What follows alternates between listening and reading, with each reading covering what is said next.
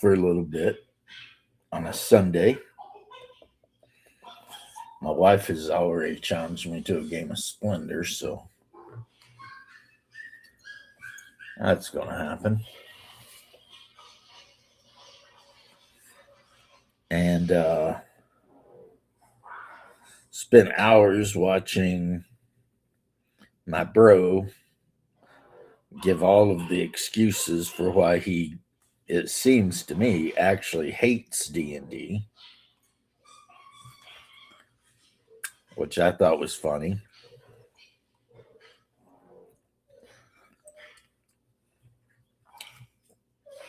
My wife and I went to a wedding last night, yesterday actually, until late. It was kind of hilarious.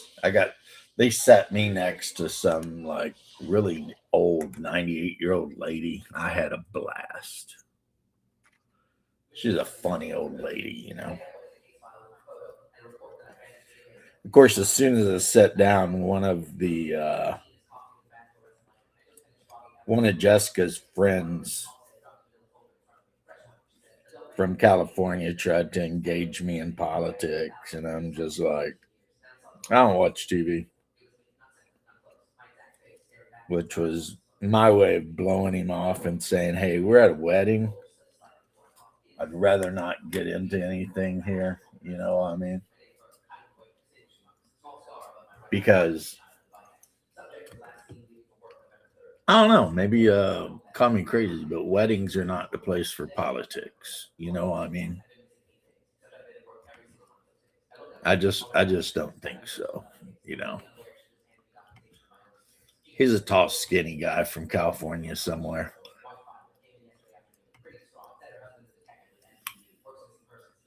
I could tell that he was one of those guys because I was all like, we're talking about what we, want to do in the future and stuff. And I'm like,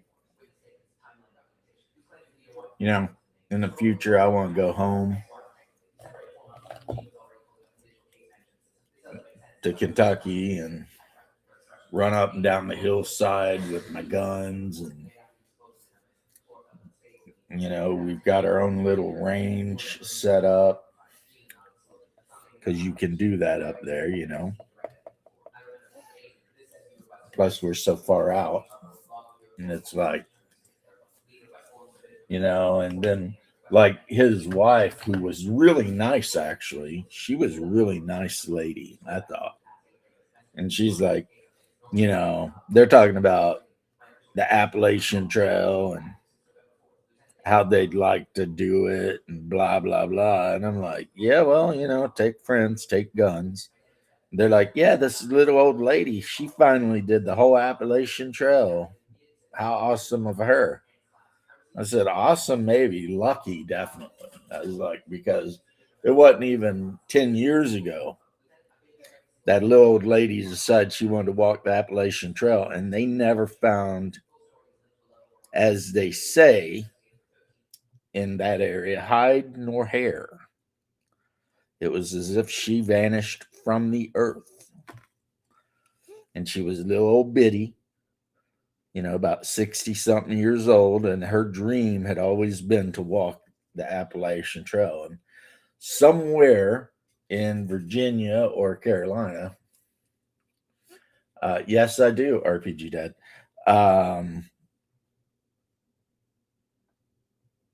Actually, no one even knows because if I remember the story correctly, her husband was like driving and meeting her at the various campgrounds along the trail, you know, making sure she had stuff and, was being fed and all that sort of stuff.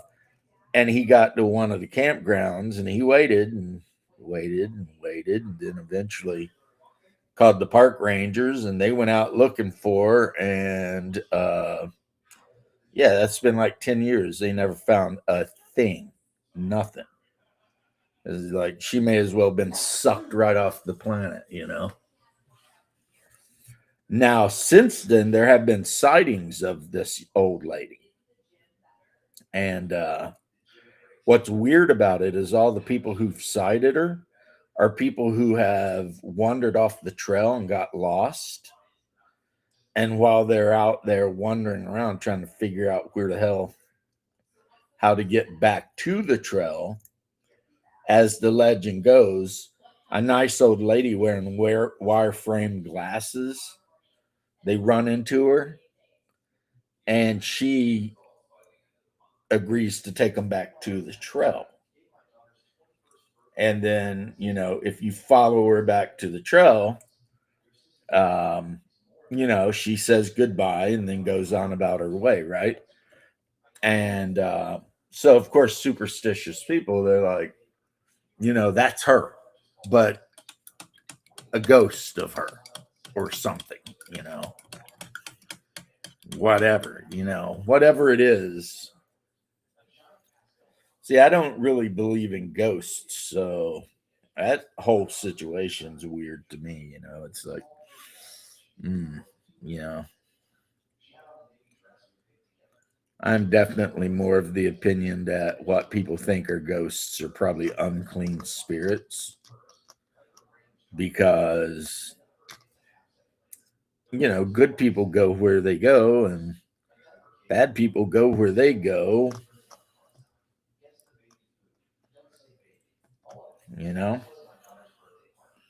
Could be wrong, though. Yeah, they're the insane pedantic posse. Like I said, I watched Bear's video last night, and he was on with Omenow, and it was literally hours of Omenow trying to defend D&D, and Shadow kind of basically just talking about how much he hated it. I even said some stuff, I made some posts. I was like the number one poster for a minute, but then, unfortunately, after a while, I was just like, wow, man. Like, I mean, I have no answers for anything Shadow was arguing. The whole mages only get die 6. They suck. As soon as you go out, if something hits you, you're going to die. And I posted and I was like, hey, man, I mean, that's why the mage is supposed to be the smarter guy, the clever guy. If you're worried about hit points, well, put your second highest attribute into con. I mean, that extra 1 or 2 hit points, probably 1, that could matter for you. That's a big deal for you. Maybe not that big of a deal for a warrior that's already going to have. I always start everybody with max hit points at level 1.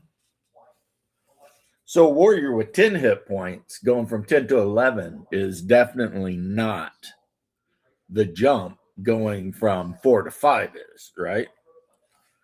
And I mean, mathematically, obviously, yeah, it's like twice the percentage going from 4 to 5 as it is 10 to 11. Right? So there's that. Or like when I gave my little speech on how to do mages in Hyperborea, you definitely want the highest intellect you can get, intelligence you can get. But the number 2 thing, if you can get decent stats, or if your DM lets you do the whole, which I do, where you can subtract 2 from some and add, like if you subtract 2 from one attribute, you can add 1 to another attribute. As long as you can put like a 14 in intelligence or above, then you're going to get multiple spells per day. Instead of just 1 per day, you're going to get at least 2.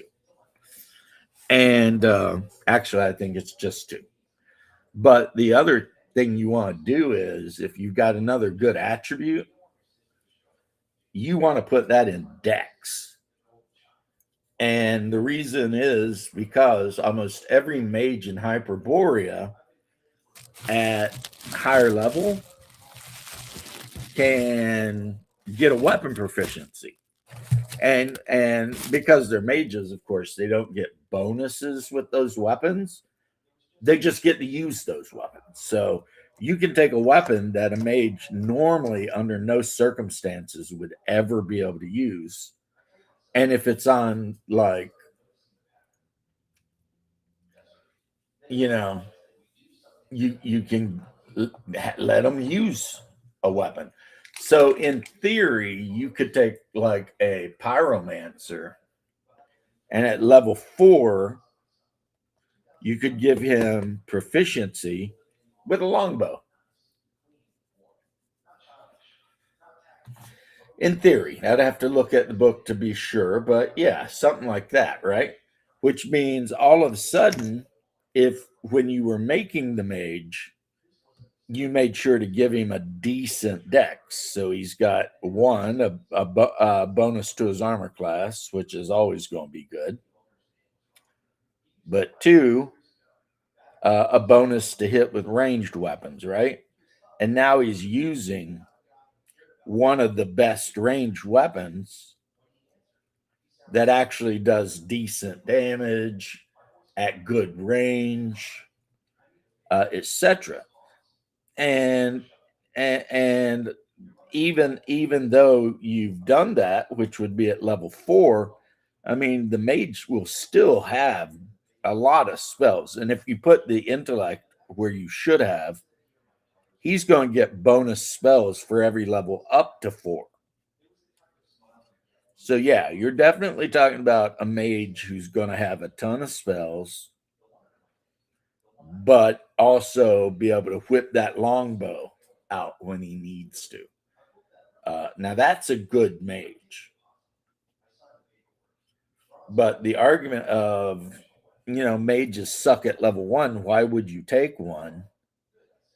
And it's like, the last game I ran, one of the few people who managed to stay on their feet during the big fight against, the main horde of monsters was the mage.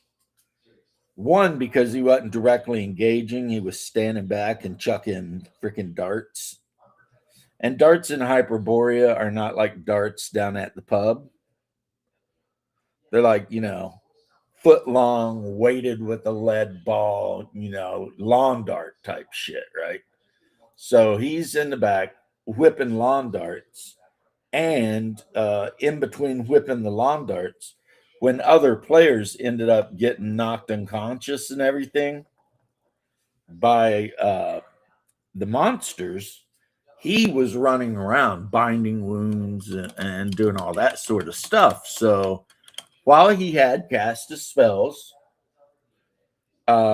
he was in by no means useless. This guy was working his ass off trying to support the party. Now they could have, after their first major couple battles when he used all of his spells, yeah, they could have went back and rested a day and came back down, but they were deep underground in the midst of it. So, they just said, F it, let's do this thing, right? And yeah, so there were players in that party that literally, I mean, no joke, were on the ground bleeding out.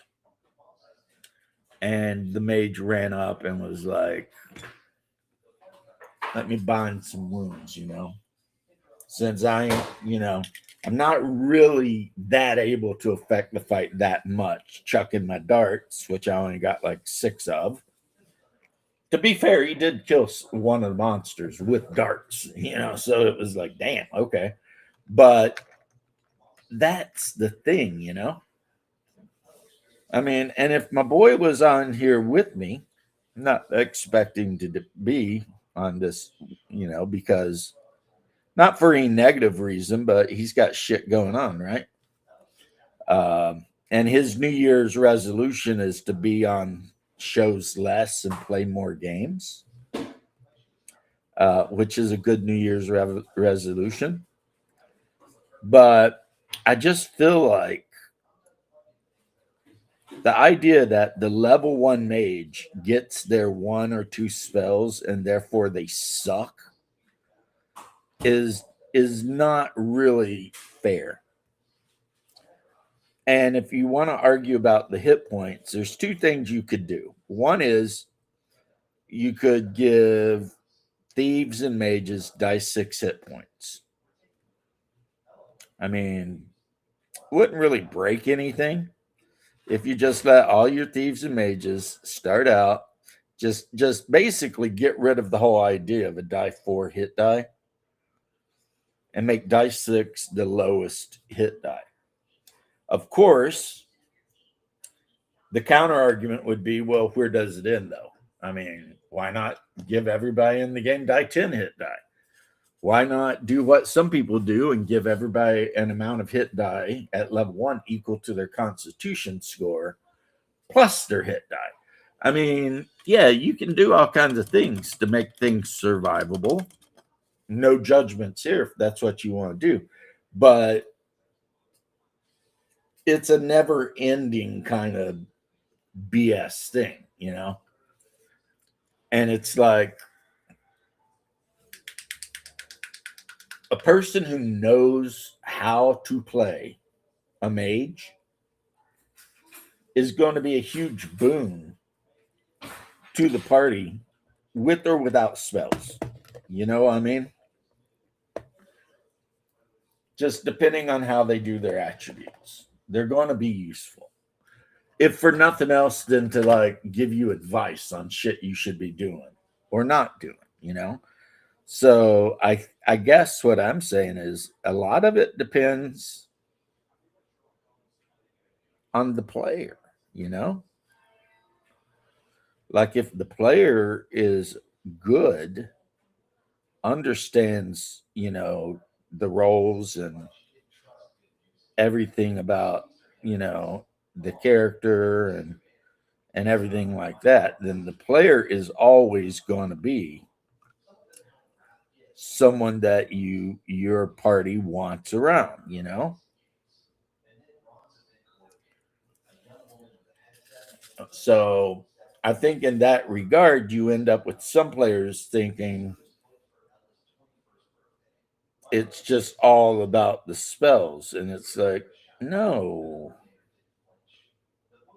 Like, how many spells did Merlin cast, really? Not very many. Gandalf might have cast a couple, maybe, in the whole trilogy. And while, yes, I understand they're not human, the point is that really what made them stand out as special characters that you would want in your party was that they were smart. So, you know what I mean? Maybe that's a thing people aren't considering, you know? Like maybe if you're going to play a mage, try to actually, as a player, understand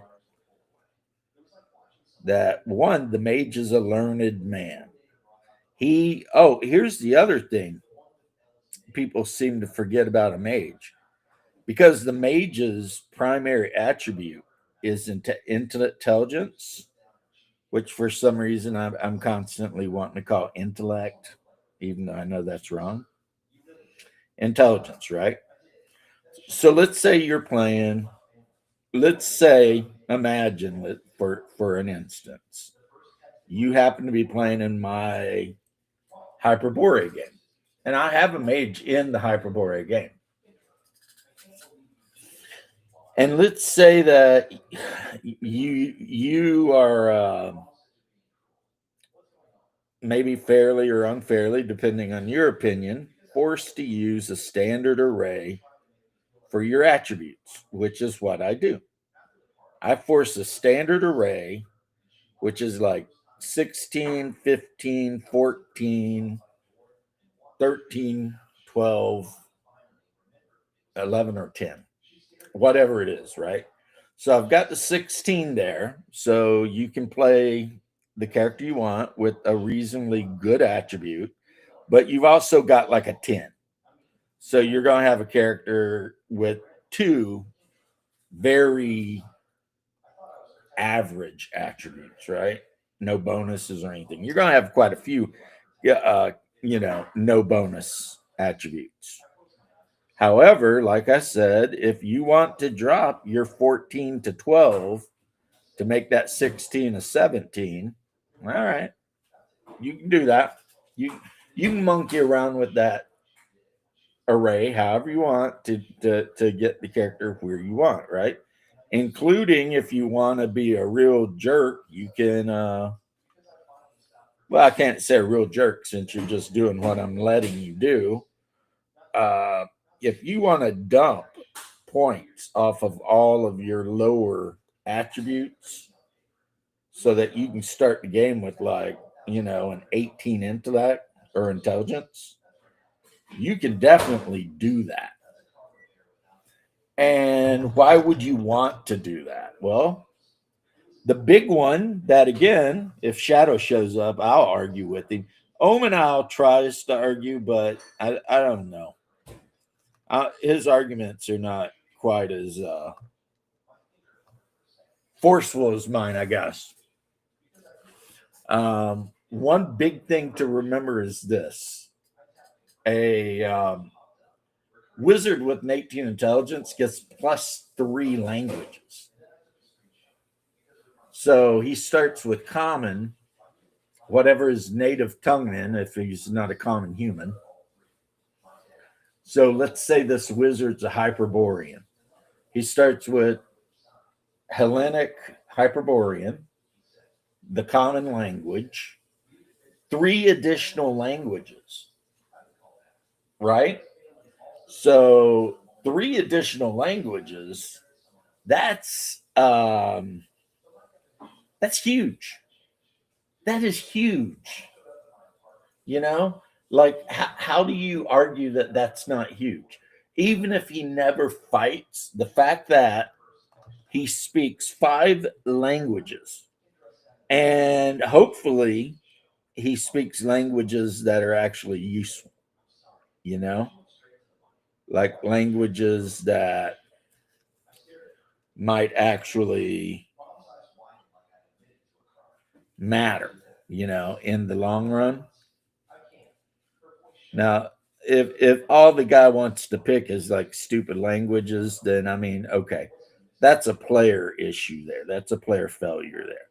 But if he really thinks about, what languages would it be most useful for my wizard to speak, then all of a sudden he's going to be the hero of the group, not because of any spells he can cast, just because he's bilingual, multilingual, whatever, and he can actually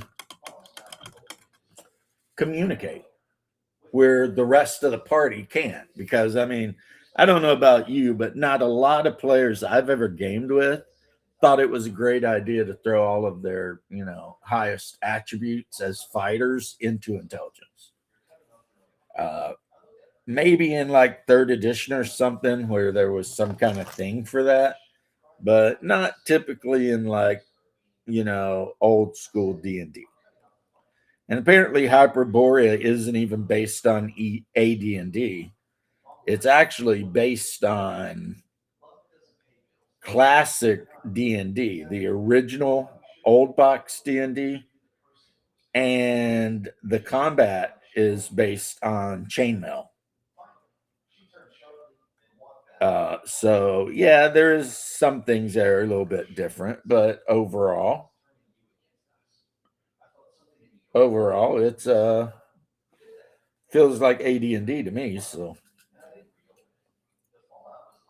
this guy, I finally highlighted his arms, and you can barely see in there, but his face and his spooky red eyes. But what's up, Satya? So that was my takeaway. It was like Omenal would try and say, well, there was this one time where this mage with 4 hit points got shot, but he only took 3 damage. But when he threw his dagger back, he rolled really good and he killed the monster. And it was awesome. And we all loved it. And everybody high fived and cheered and stuff like that. And then Shadow would argue, like, how that wasn't great. I don't know. As an old school DM, I have to admit, and again, I wish Shadow were here to hear it. It was kind of frustrating because it was like, bro, this guy's giving you all these examples of like awesome times they've had with their little 4 hit die mage, you know, barely surviving, but then, you know, whatever. And you're just shitting all over the whole everything, you know, like, I mean, I need to talk to Shadow about it.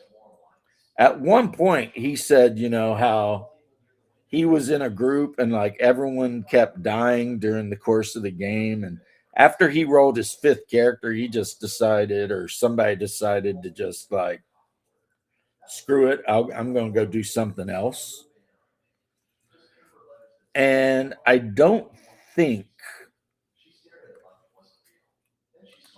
I don't think a lot of people understand that D&D is not supposed to be about your character learning things as much as it's about you learning things. So if you're playing a mage and you're wanting the mage to be really good at, you know, you're wanting the mage to be not dead, it's not up to the mage and his 4 hit points, or maybe 5. It's up to you to, as a player, have the skill at playing the game to mitigate all of the dangerous things that might kill the mage, like making sure you're not, you know, in bad position, you know, using the spells that you know in the most efficient ways, you know, stuff like that. Maybe, like I said, maybe throwing your second eyes attribute into Dex so that maybe you don't have the worst armor class ever. Maybe thinking about buying or learning to spell mage armor so that your character is actually, you know, wearing armor the equivalent of like studded leather, which does in fact stack with the high dexterity, which might give you a +1 or a +2 to your armor class, depending on how crazy you get with it, right? So you could have a character start the game, and when he casts his mage armor, he could have an armor class of 6. And that's using the THAC0 scale, the old school scale. If I were using the new school scale, then that would be like a 15 or 16. And that's not bad, you know. That's not bad for a first level character with no bracers or no rings of protection or nothing like that. Just some schmuck, you know, trying to get to a dungeon and survive, right? I mean, that's honestly, that's pretty good.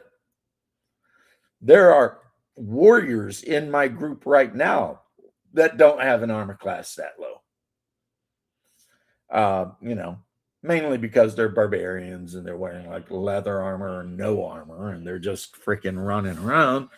Because in Hyperborea, barbarians, certain classes, if they don't wear armor, they actually get a bonus to their hit point or their armor class. So depending on what the dex of your character is, sometimes you can actually hit an armor class that's almost as good as wearing medium armor without wearing medium armor. And then you have to ask yourself, okay, why would I want to do that? Well, because your movement speed is 40. So whatever you can't charge down, you can charge away from. You know what I mean? Run away from. Mages can be the same. They really can. So start the game with like mage armor or shield and maybe an offensive spell. Great one would be if you can get it sleep. But there's so many other amazing spells. And you're going to get the cast too, unless you're somehow you roll really bad, or because your DM doesn't use a standard array the way I do. But in any normal circumstance, you're always going to get at least a bonus spell at level 1. And if you're smart, you'll get bonus spells up to level 4. And so, yeah, you get 2 spells. And at level 3 or level 2, you get 3 spells. And at level 3, you're going to get like 3 first level spells and 2 second level spells. So level 3, which is not hard to hit, all of a sudden you've got 5 decent spells. And if you put your attributes correctly, you know, you're going to be okay, right? You're going to have a good armor class. You might have bonus hit points, whatever, right? And then on average at level 3, considering no constitution bonus, then your armor, your hit points is going to be at least an 8. That gives you a buffer versus, you know, random guy with sword or dagger. You know, you got a buffer there. You're not going to get one shot killed, right? And run on sentence. I think a lot of people don't understand. Coco, how you doing? Let me move this so I can read what you said.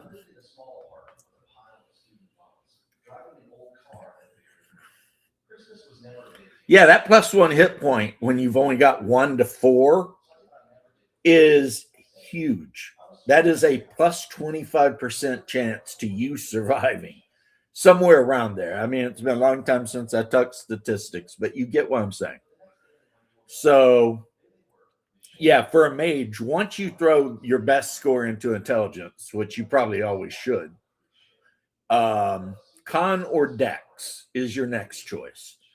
Dex is amazing if you're worried about being hit, because you're going to get that AC bonus.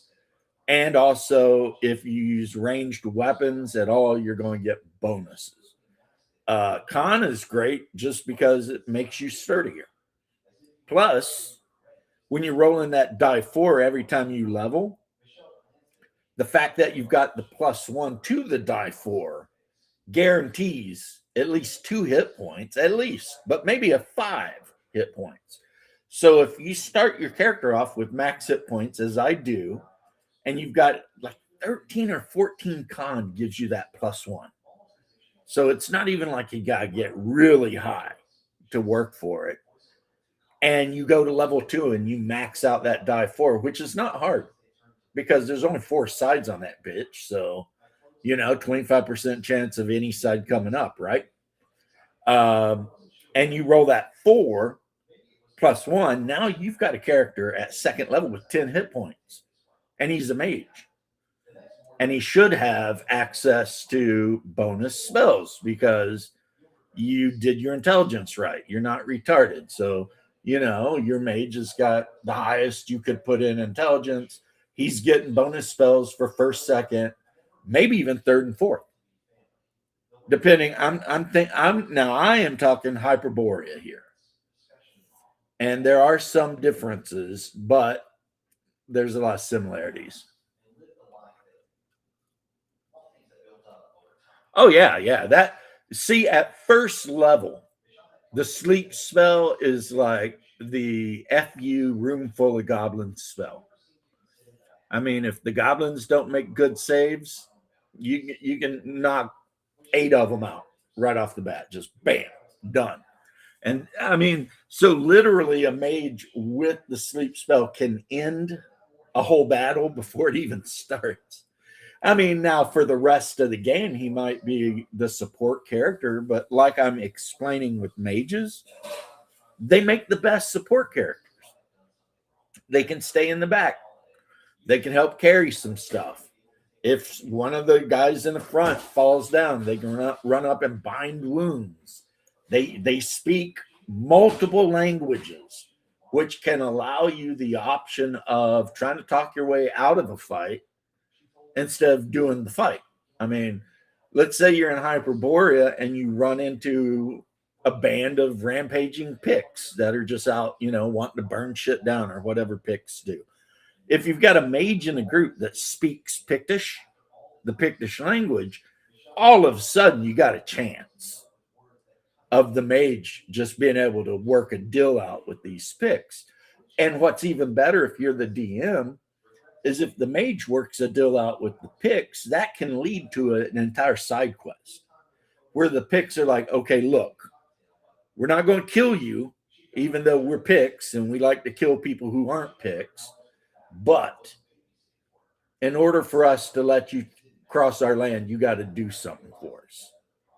And now all of a sudden, what could have turned into a big fight with a bunch of Picts is now a side quest where you're going to earn maybe some faction. Let's use some D&D or some video game terms. You're going to earn some faction preference with this particular tribe of Picts. They're going to be like, yeah, these guys, yeah, they're outsiders and we hate them, but they do jobs for us sometimes, right? Whatever, right? And over time, maybe you earn yourself up and the Pict chief is like, you know what? You guys, it's cool.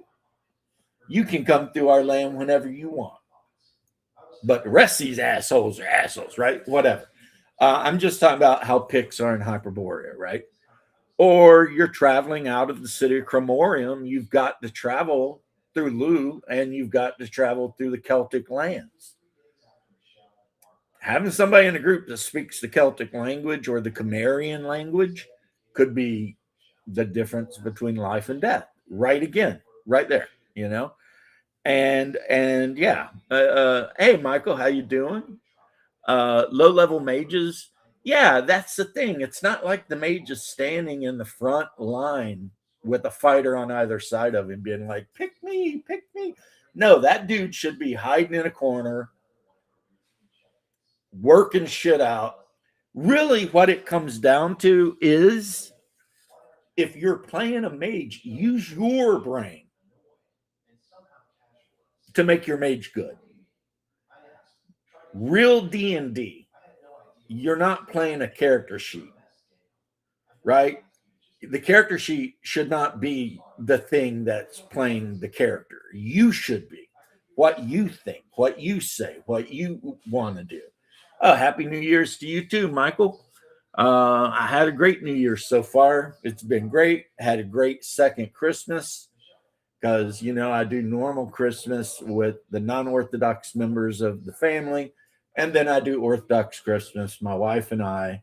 A much smaller affair, but generally a much more solemn and religious affair. So I've been friggin' living the dream, man. I got so many great presents. My wife, oh my God. She got a new mattress for her bed, which I've been bitching about for 10 years. And two, she got me 4 boxes. I've already put some up of Legions Imperialis stuff. This is the Saturnine Command Group, and they just came out. And then she bought me some more of the Astartes. These guys are just like the same guys that come in the big box, except, hold on, Timmy, except, more of them so that you build bigger units. Hey. Oh, we got Bear too. Everybody's showing up. I was given a pro course on mages. Based on my man Shadow last night just whining about mages for literally 2 hours straight. What's there to whine about mages? Mages, like the spellcasters. No hit points, can't fight, blah, blah, blah. Why would you even play a mage? Mages suck. cats can kill you, which is kind of cool. In first edition, a cat could, in theory, kill you, but that's an overlooked kind of, Mechanic I'm of the pretty sure game. Gygax never intended a house cat to be able to kill a mage. Yeah. But if it could kill a mage, it could kill a thief too. So my problem with that has always been the same thing. What kind of asshole referee or DM rolls an attack by a house cat versus a fucking wizard? Probably at none. some point in I time, don't think as I've a ever fucking seen- DM, your job is to step in and go, "This is bullshit. Moving on." You know? Yeah, I don't think it's ever happened. I just think people who are into numbers We'll look at the notice, numbers and just be hey, like, yeah. did you guys know that this house cat gets 3 attacks? In theory, it can kill a mage at first Like, what level. the fuck? I mean, but it's theory. The house cat is not going to attack the mage. And if you're the DM that's going to allow a mage to get whacked by a house cat, then come on. That's just, you're being a jerk. Yeah, you got bigger problems. You know Yeah, what I mean? you're Like, being a Jesus jerk. Christ. Don't be a jerk. The house cat is So not out Shadow here was looking being for all mages to hipster kill him. dipster about something again. There's a fucking surprise. Look at me. Well, the I'm thing completely though is he surprised. loves mages Oh, I know. and he loves AD&D. That's Because- fake. I thought he liked mages. Now he's like, oh, I hate mages. Well, he was just talking about how this or that is unrealistic. And like you'd have to actually watch the video, which I did, to understand his argument.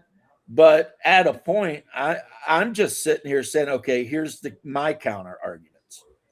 And if you watch, haven't been listening, it is that one, if you're playing a mage, use your freaking head for something other than, Yeah, if I'm playing a mage, I'm not going to go into direct combat. That'd be ridiculous. Yeah. Play smart. Also, he was like, they only get so many spells, that sucks. Well, actually, in Hyperborea, at least, if you put basic intelligence in a mage's stat there, they get bonus spells. And the higher their intelligence, the more bonus spells they get. Yeah, but he did. But He was what's bitching even about this more in important- Valorous too. He was whining about it in Valorous too. He doesn't realize it in his heart of hearts, but he should be playing Ars Magica. Maybe Rollmaster. Yeah, he just D&D is not the game for him if he wants to be a wizard, because the way he likes to play wizard, very different beast, right? I mean, well, I don't even like what wizard is he basing himself off of? Because it's not Gandalf and it's certainly not Merlin.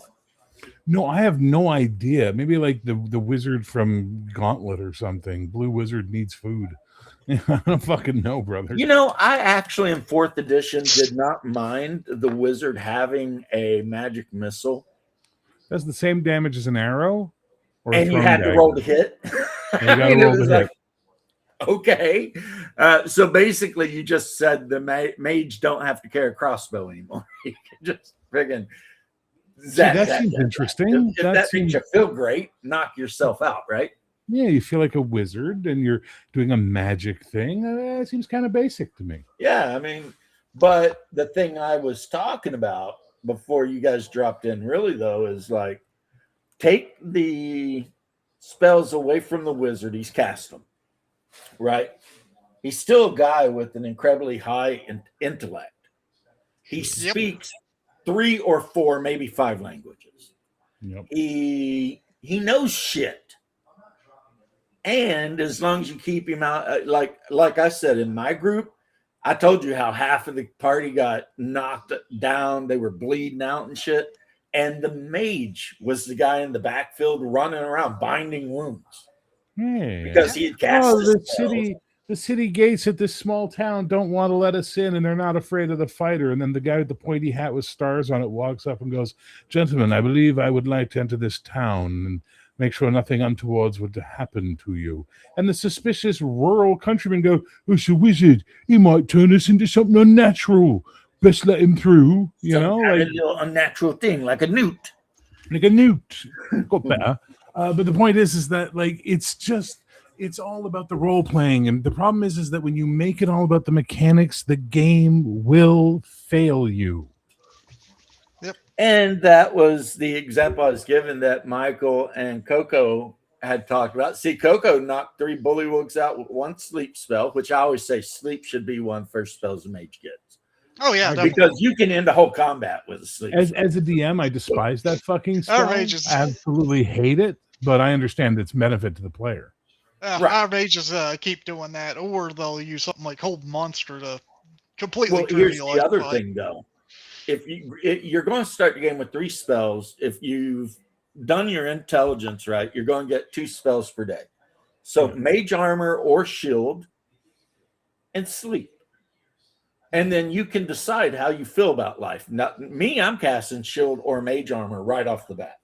No, As soon as we go into the dungeon, I'm like, all right, mage armor. Now I have the equivalent or better armor class than the freaking thief.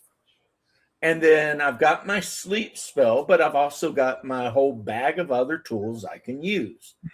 And the example I was given was you left Cremorium, you're traveling west, and you enter Pictish lands, right? Mm-hmm. The mage might be the only guy in the group that picked Pictish as a language. Yeah. So when those Picts come running up as cavemen covered in blue paint, getting ready to stab you to death, it could be the mage that's like, whoa, whoa, whoa, fellas. Right? Because the fighters don't know what the hell is going on. And before you know it, now the mages cut a deal with these Picts. They're not going to murder and eat you and put your head on top of their freaking totem poles. Instead, you're going to do a job for them, and then they're going to let you pass through their property unharmed because the mage talked to them about shit. And that's what mages are good for. I mean, an 18 intelligence mage in Hyperborean speaks 5 languages. That's powerful right there. Sorry, I was enjoying the conversation, but then you brought in Hyperborea, so I just blanked out like an old woman. Oh, stop. Okay, D&D. Yeah. I'm fucking with you. I know. But it's like, okay, they speak a ton of languages. If you put points in con, then all of a sudden, instead of, starting with 4 hit points, they're starting with 5. And every Takes the time cat they 3 level rounds to up, kill they you. could get 5. And that's if you put the bare minimum into con to get that +1. My point is, even though I'm feeling very positive about D&D these days, again, if you base everything on mechanics, you miss the point of the game. Go play a war game. I just liked it because I was watching my homie and Omenow argue about it, and it was like the same argument. Did you watch my show last night? The heavy metal 80s X one?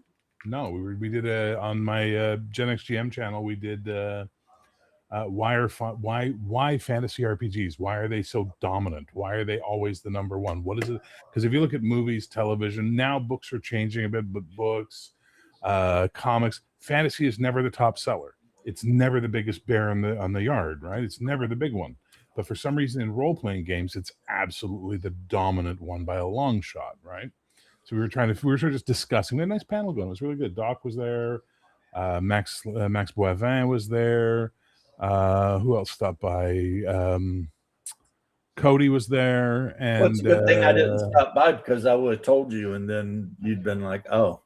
Well, let's hear your reasoning. Let's see if no one else said what you said. Go. Well, I'm just going to quote Asimov that says, fantasy is believable, science fiction is not.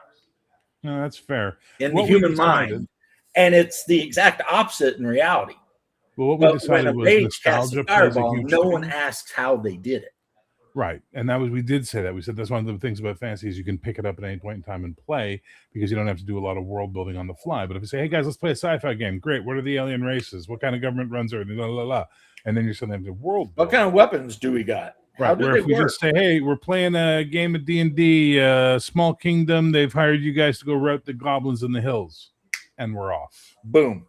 And it's because I think so much of our... Yes, Jason was there too. Thank you, Coco.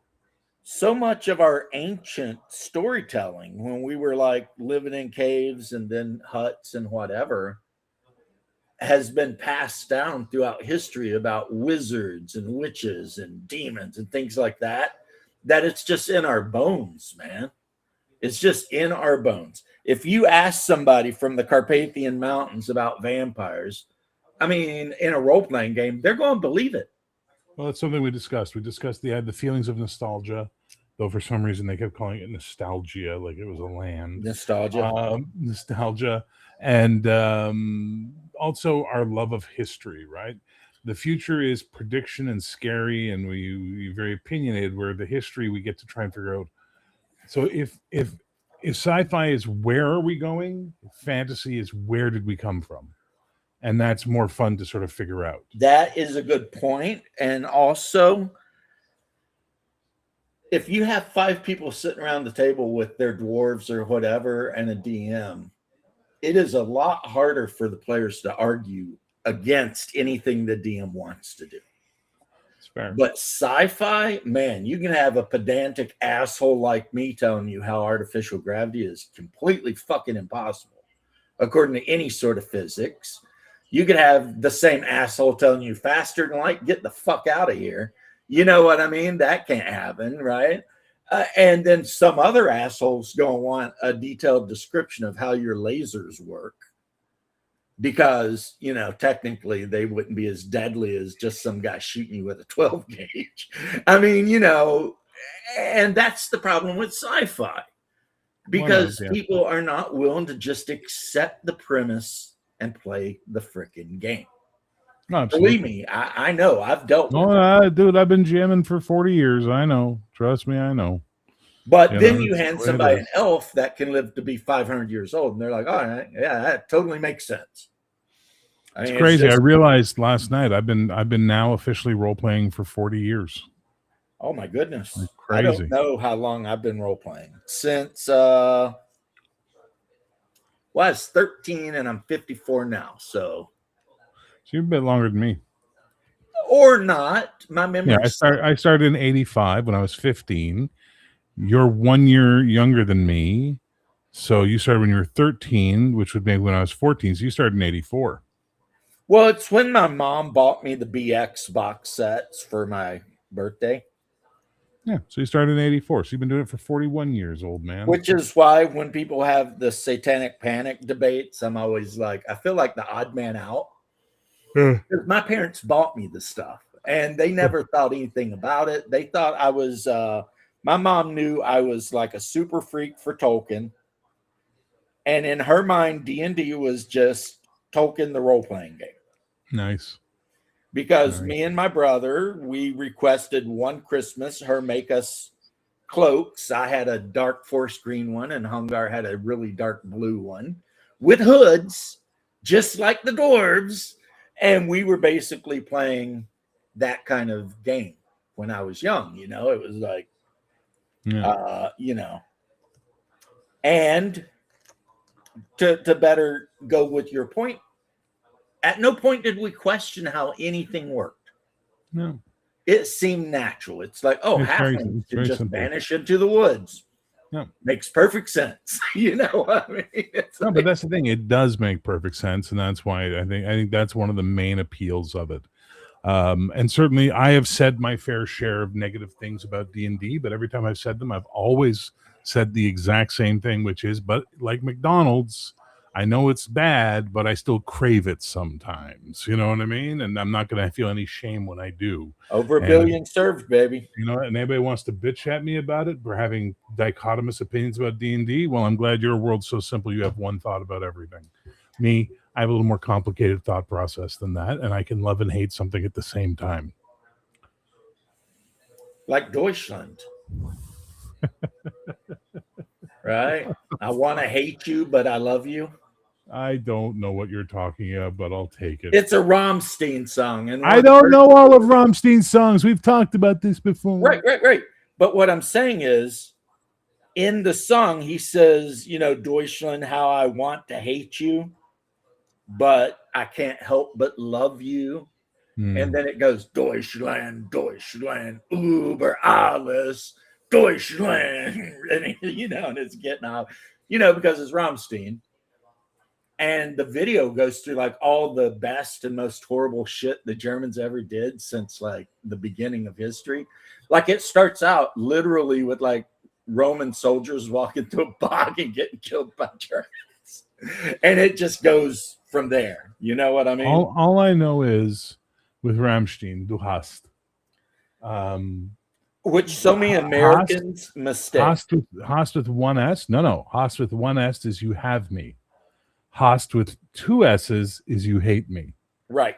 So, and they mix both in the song, right? So the Americans aren't misinterpreting shit. They're just falling for the fucking clever wordplay that Rammstein did in that situation. Because a lot of it is you have, but then there's you hate. Yeah. And then there's the whole line where it's marriage vows.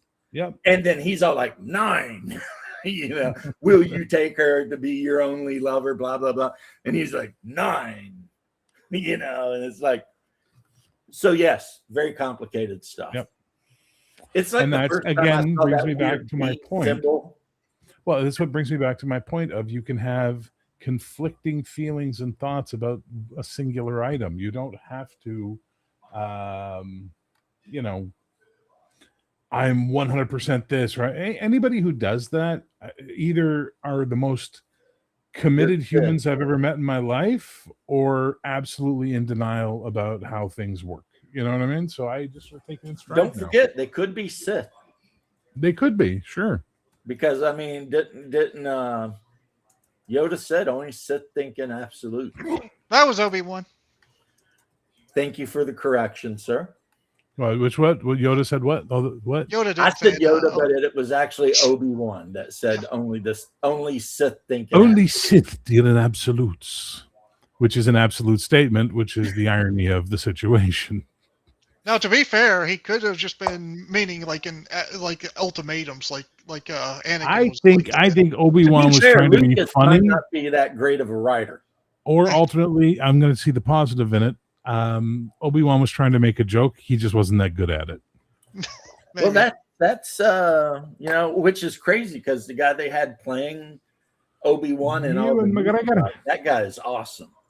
He's very awesome. Not known for his comedy. Oh, he was so good in Train Spotting. Yeah, no, he's really good, but he's not. It's not like, hey, the new Ewan McGregor comedy's out. Let's go check it out. Like, no, it's the new dark thing Ewan McGregor's in that may have some funny moments in it is out. Let's go check it out. Well, from what I understand, and this is getting off topic a little bit, is when he found out he got the role for Obi-Wan, he literally went back and watched all of Alec Guinness's stuff. Oh, yes. So that he could learn to be You're 100% right, Ted Knight, and that's exactly why he's the only actor that doesn't sound like shit in those movies, other than like Liam Neeson. Because I guarantee you, Lucas just saw Alec Guinness, and he was like, "Yeah, keep doing that. That's great. Do more of that." Like where everybody else was getting delivery notes telling them to take it down a notch. He's looking at Ewan McGregor and going, "This sounds exactly like Alec Guinness. Just keep doing what you're doing." Yeah, just keep doing what you're doing, man. Why, hello there. Hello there. Know him. Good. I am him. He is me. I am him. He's me. Yeah, it's like he was probably the best thing about that whole series of movies. Even though the Clone Wars saved Darth Maul. Because the way they did Darth Maul in the movie sucked. But then in the Clone Wars, it turns out he survived and he got like robotic legs and came back and was a real asshole. And some of the better parts of that. He takes over the Black Sun organization. Yeah, I think it's actually Emperor Palpatine himself shows up and kills his ass. No, because he somehow survives that too. Somehow. Yeah, kills his brother. Yeah, kills his brother, and somehow Maul survives, and somehow sees Who's the one? Ventress something or other, the bounty hunter that was out shooting at pod racers, doing assassinations. What the fuck was her name? Something Ventress. Yeah, No, she that's was a different one of the Uh, women from the witch world. Ventress was the Sith assassin. She didn't shoot at anyone. Asaya Ventress. Yeah, Asaya Ventress. Yeah, she's like Asajj, badass. it's Asajj Ventress, and Well, when you put two I don't J's remember together, her it doesn't shooting make an zh sound, but that's okay. It's Lucasfilm. They It's can make whatever Lucas, sound they so they want. do whatever. Yeah. Yep. And she was also trained by Dooku. Yep. Yeah. Which is But still, anyway, getting back to like, listen, Masons, they're hang not on, bad. listen, real quick. Okay.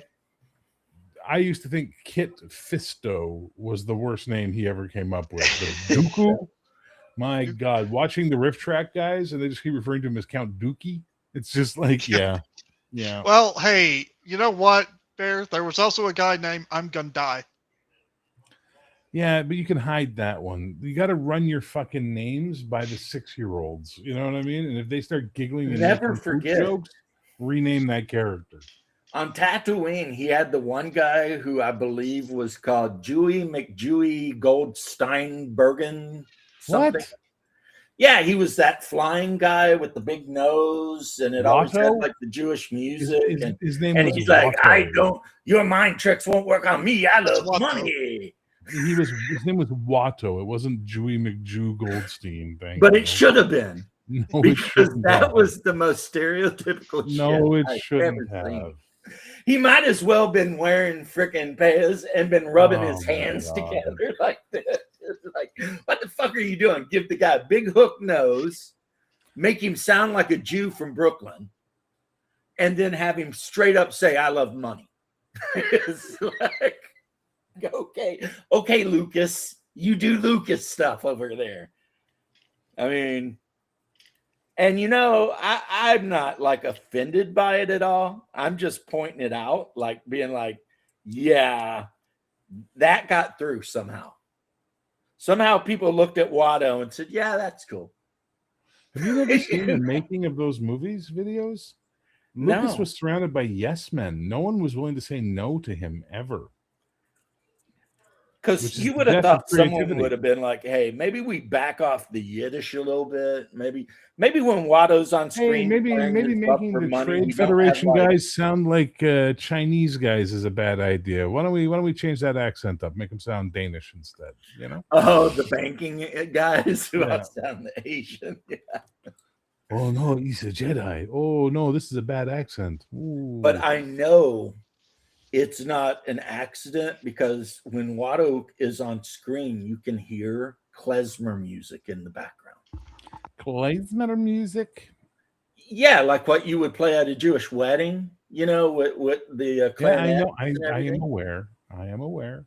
So you've got this guy again, big hook nose. Mind tricks won't work on me. I love money. And klezmer music. It's like, Jesus Christ. Put a yarmulke on him. Call it a day, right?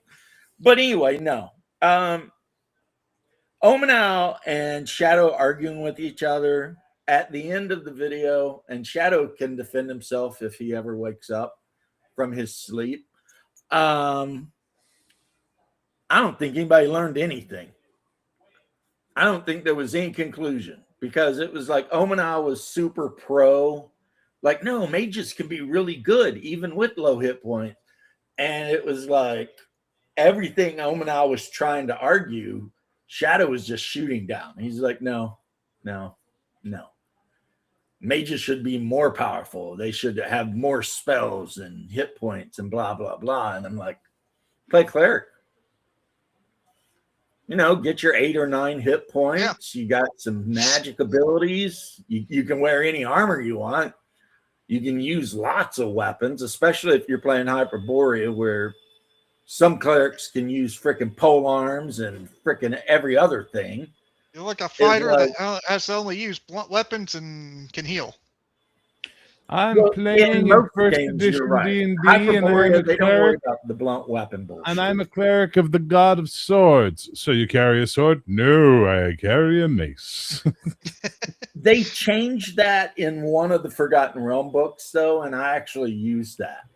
Okay. There was a really cool Forgotten Realm book that came out back in like the 90s, and it had like all the different clerics, and it showed like what they wore for each Forgotten Realm god. and it introduced the priest class, which was basically they only wear cloth, but they get a lot more spells. And also every god in Forgotten Realm had like their favorite weapon. And if you were a cleric of any god, you could always use whatever their preferred weapon was. So if you were a cleric of like Hextor, you got to use a Morning Star, because that's the weapon Hextor uses. If you're a cleric of Heronius, you could use a longsword. Yeah, the cleric restriction on weapons from AD&D is one of the stupidest fucking things I ever saw in my life. Made no goddamn sense. You know, it's in the arguments. Oh, it's because the swords are too brutal. They want to use a less brutal weapon. Have you seen what a mace does to a human head? The sword would be a mercy by comparison. Oh, you run up on somebody with a warhammer and crack them in the chest. That would be merciful. I'm going to bash him in this head with a big piece of metal. Not even the head, Repeatedly. man. I'm saying you managed to get a shot into that breastplate and your opponent's wearing like chainmail. I mean, you've just crushed ribs. He is done. You know? Yeah. And he's not done So- instantly. He's probably going to die from internal bleeding over the next hour. You know what Well- I mean? Like, that guy's in pain and suffering. I have to wonder, Bear, was there a militant order that only used like maces or something, and he was I don't know. basing them off of like the Hospitallers or something? All I know is that the cleric was originally based off of the Hammer horror films. That's where they get the turn undead thing from. Huh.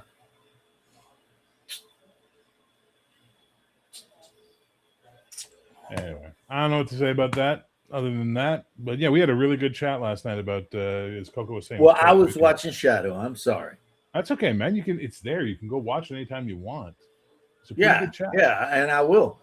It was a pretty good chat. Another thing Shadow said that I was like, wow, this is kind of weird too. Like, he's like, I don't think Gary Gygax ever threw a punch in his life. And I'm sitting here thinking he was in the Marine Corps until he got sick. And they gave him an honorable discharge because he couldn't stay in. So I don't know. I think Gary might have thrown a punch or two in his life. I mean, dude was a Marine. I mean, he was a Midwesterner, you know, back in the day when it was like, oh, man, you moved my trapper keeper. I'm going to punch you in the head. You know, that was like how school was. And it's like, so plus, I mean, D&D combat's so abstract. Whether anybody ever threw a punch at anybody or not doesn't matter, because that's just not how D&D combat works. You know what I mean? Okay. But yes, Coco was there. I saw Coco there post a couple times. Yes, Shadow was just being obstinate. Omenau kept making like points about hirelings, henchmen, war dogs, freaking hiding in the back, using terrain, hiding behind trees, you know, throwing oil, blah blah blah. And for every time that Omenau would come up with like an argument, Shadow would come up with I was playing one time and the wizard threw oil and he missed and it landed in the middle of the whole party and we all died. It's like, damn. It's like, who are you playing this game with, Shadow? I mean, do they hate you? Is that what's going on? My favorite part of this statement is Shadow was being obstinate. I do not believe you. Shadow is never obstinate. He's the most open-minded, easily accepts when other people have points that are different than his. I've never seen the man be obstinate. I don't know what you're talking about, Coco. I'm not gonna sit here and listen to Shadow's good name be besmirched like that, because it's just hateful. And that's the thing. Everyone loves Shadow to death, but sometimes, and I've even got into it and been like talking to him, like when he and I got into it about Hyperborea, because he's like, Hyperborea sucks. And I'm like, it's AD&D. You like AD&D, right? So how it's like you like AD&D and you like Robert E. Howard. How do you not like this? It's AD&D plus Robert E. Howard. I mean, it's like, what the, you know, it's like, no, No, by all means, play Borrows and Borderlands, a game no one's ever heard of that you can get for like $3, and they'll deliver it handwritten on like brown paper from a public bathroom, and the scroll will be rolled up and tucked into like a Ziploc bag. It's like, I don't understand sometimes, because it's like, this is the game that you said you wanted. It exists, but you don't want it because I don't know why. Hipster. Oh, sorry. It's I had to James. stretch. I'm so sorry. I had to yawn. Well, No, James, I'm the contrarian, Daryl. I'm the contrarian. You play contrarian when you feel like we're all agreeing and maybe we need another point of view. Well, I do that too, but I'm also generally a contrarian. You are, because like, I can tell you right now, you're a contrarian and I'm an optimist. But in addition to being an optimist, I'm also incredibly stubborn. I will never Why stop are you talking about ever? Hyperborea. You are fucking stubborn, brother. But that's So okay. give That's it what up. makes it interesting. But that's what We makes it will interesting. be talking about Hyperborea until I probably drop dead. No, because you're going to find a new passion and start talking about that nonstop. It's just Hyperborea. Yeah, is the that's what current you new guys hotness. think. We've been But the around you fact long that enough you to think know. that makes me never want to do it. I know, and that's what makes it more fun. So Now the day I'm you all do like, break, look, it doesn't matter. I'm calling Jason Talarian or whatever. I'm going to get him on my show. We might get like a same-sex marriage thing. I mean, you're done. You've done pushed it too far. Me and Hyperborea, we're getting married. I have no investment in your weirdness. I'm just saying, we're getting married. Me and Hyperborea are getting married. Yeah, James Stubborn, never. But yeah, me and Shadow had that long debate about, because he's like, oh no, it sucks because of this and it sucks because of that. And then he's like, and plus, I thought you said there was like sci-fi elements to it. And I'm like, did you buy the DM's book? No. Well, that's where all the sci-fi elements are, dude, because the players aren't supposed to know they're there. You know? It's like, so you got half the game and you're bitching that it's not what you want. It's like, okay, whatever, dude. Do your own thing. Because I mean, too many people like it, and he's a hipster, therefore he can't be into it. here's the thing, though. I will say this. For the sake of the guys who have made Arduin, and I know that it's got to be a passion project, there's no way they're making any money or anything. I'm glad they have a Shadow Sure. to keep like pushing them on, you know, in their creativity. Because I think Shadow's probably their only fan. And that's important, honestly. Yeah, Arduin. Shadow is probably the Arduin guy's only fan, and they need a fan. So I'm not going to begrudge them the fact that they've got a Shadow. He's their only fan? I don't know. He might be sending them. He's going to start making pictures of him naked with Arduin books? Yeah. Sorry, I grossed myself up. I apologize. He's got like the artwork from the cover of Arduin tattooed like a tramp stamp. Stop. Or as I call tramp stamps, jizz targets. Stay on target. Yeah, I said that to one of my bros, though, and I didn't know that his wife had a tramp stamp.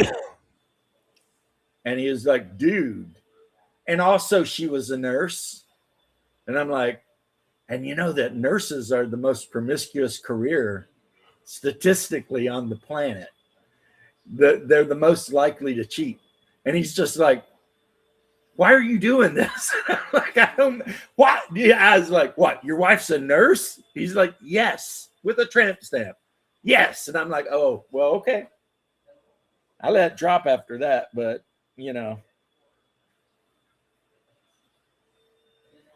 But if I find out she's been banging like other firefighters and shit, I wouldn't be like, wow, I'm so shocked. I'd just be like, I'll be like, well, that sucks, man. You know what I mean? Well, yeah, that sucks.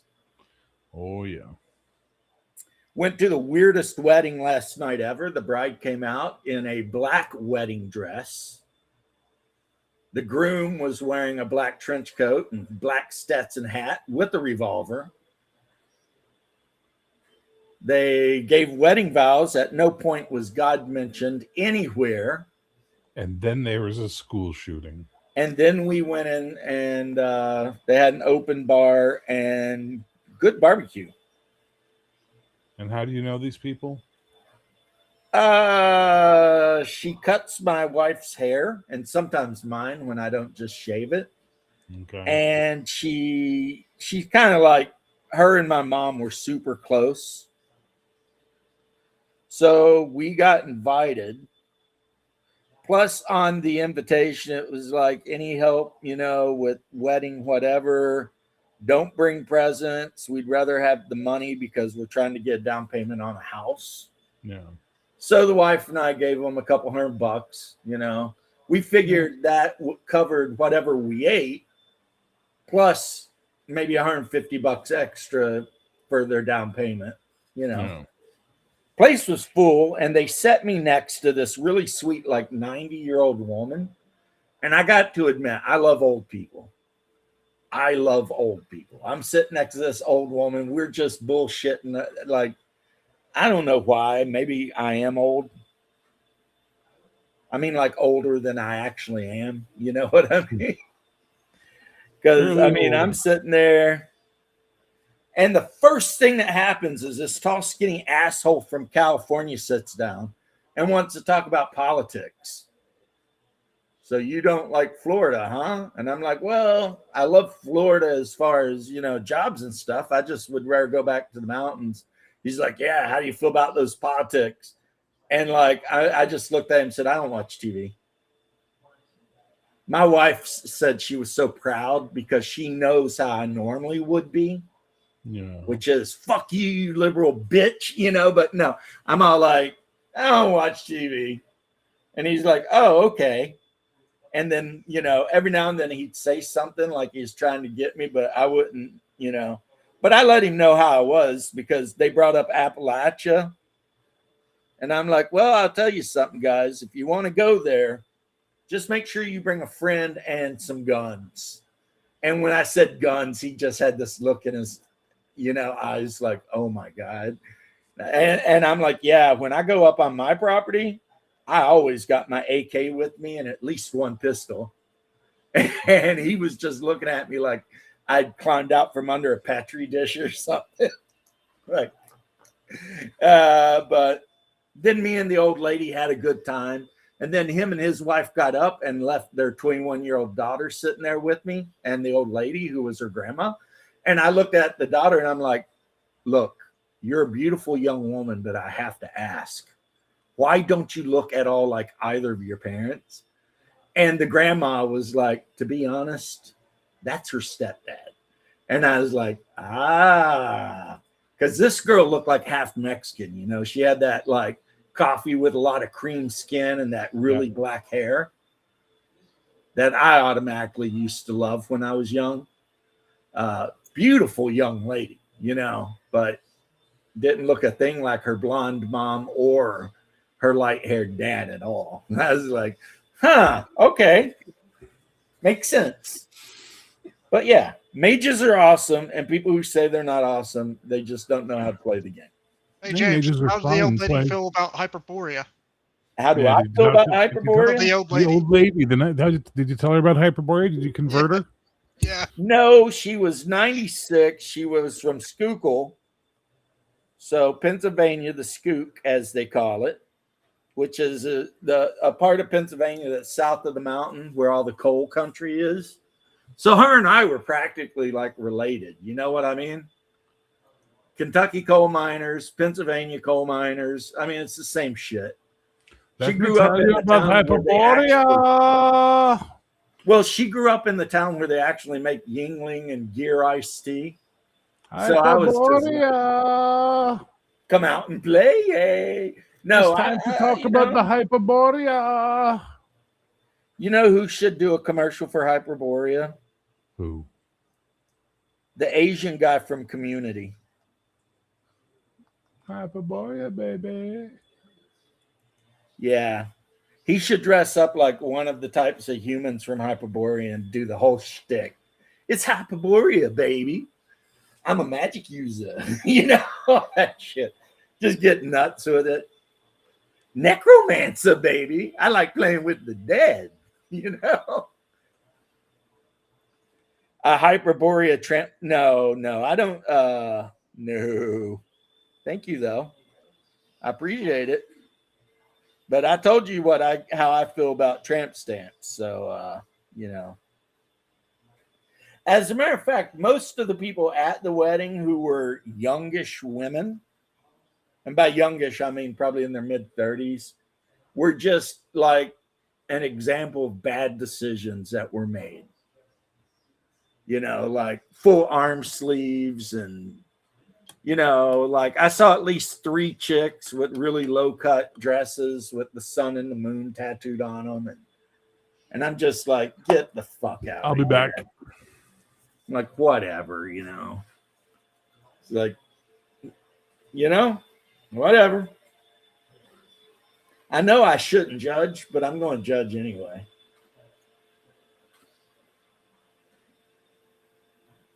But I know I shouldn't. I should be cool about it. But I just can't help it. I'm just like, ugh. And the thing is I have tattoos, so I'm kind of being a hypocrite. But all of my tattoos are hidden. So if I'm wearing a normal Adidas shirt, I can go anywhere else and no one would know I have any tattoos at all. They wouldn't see anything on my back. They're not going to see anything up here, anything. Plus, all of my tattoos are ethnic related tattoos or religious. So I've got like St. Michael over here, you know, I've got different things like that. So, yeah. That's one thing me and my brother don't agree on, and I'm constantly razzing his ass about a little bit, is I've always felt like my brother has gotten the stupidest tattoos you could get. You know what I mean? Yeah, mid-30s, they're already, you know. And it's like that saying, you know, you've already given away. It's like when your stock was really high and you were actually valuable, you gave it all away. But now that you're basically a beat up old car with a couple 100,000 miles on the odometer, you're looking for that nice guy that's going to settle down and take care of you. And it's like, sorry, lady. I mean, maybe if you're really hot, you can get away with that shit. There are circumstances where that could work. Say you're a divorcee and you've got like a 2 body count. You've been married for like 15 years and then, you know, something happened. But these girls that are always wanting to be in the club with a bottle full of Bud. Look, I've got what you need if you're getting rubbed. I'm into having sex. I'm not into making love. That's right. A little bit of old fitty. Go. Dun, dun, dun, dun, bum, bum. A little fitty and aftermath. But it's like, yeah, I can go anywhere. I'm literally, dudes, guys. I'm going to stand up. And you better not be looking at my butt, you bunch of weirdos. Let me back up so you can see. I am literally wearing my all black 3 stripes tracksuit. Or as my wife calls it, my Russian tuxedo. This shit's so comfortable, man. Just like, and you can wear it basically anywhere. Nobody's gonna say shit, you know. And I've got a pair of where are they? They're yeah, right here they are. I keep them. I kicked them off under here, but yeah, I'll show you guys.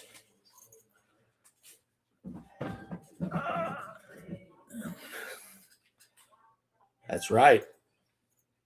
Black 3-stripe Adidas sneaks. So when I go out, man, I'm freaking matching.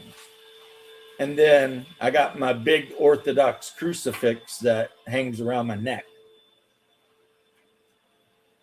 I got an Orthodox beanie, or not. I've got my Ortho beanie that's got the skim on front, but I've also got an Adidas toque with the Adidas thing on the front.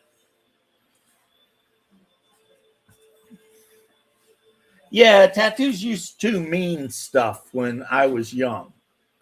Now it's like, it's kind of like, and Bear could back me up on this if he, what's up, Timmy? I'm not a fan of tattoos. My little Right. sister's gotten some, and I'm like, why? I'm not a fan of tattoos on women at all. My wife has 0 blemishes. My little sister, she got like Zelda once. You know? Now, when I was single and whatever, a tatted up chick, I mean, that you kind of knew what was up there, right? This is a girl that is going to put out. You know? If they'll get a bunch of stupid shit tattooed all over them and tramp stamps and shit, oh yeah, you're fucking. Excuse the language. But nice, respectable women typically aren't going to do that, especially if they have professional good jobs and stuff. Yeah, hairdresser. So, but this girl I've known her whole life. She's a good girl. Same here, RPG Dad. Like, I got the shamrock and everything on me when I thought I was Irish. And before I knew that it was one of the main symbols for the Aryan Brotherhood. And I never got it off of me. But I always told everybody, if I ever got in trouble for something that was going to land me in the actual, system, the first thing I would do if I got to be out on bail is go get the shamrock covered up by freaking just a black flag or something. Because you do not want to go into the system with a shamrock unless you've earned it. Because otherwise they will get it off of you. They will take that shamrock off of you. Like, in one way, supposedly, is they'll take a bit of wire and get really hot and rub it across your tattoo so that all the skin just blisters off. And now you've got this ugly freaking there, right? So it's better to just go ahead and get a flag or something over it. Now, if you kill somebody for the gang, then you can get your shamrock. And I always figured if I'm going to prison, I'm going in there hard. Like, within the first year, I'm probably going to gank a motherfucker. I already know it. You know what I mean? Because I'm not going to be a bitch. So, however, I'm of an age where I don't need to worry about, yeah, that group's pretty stabby.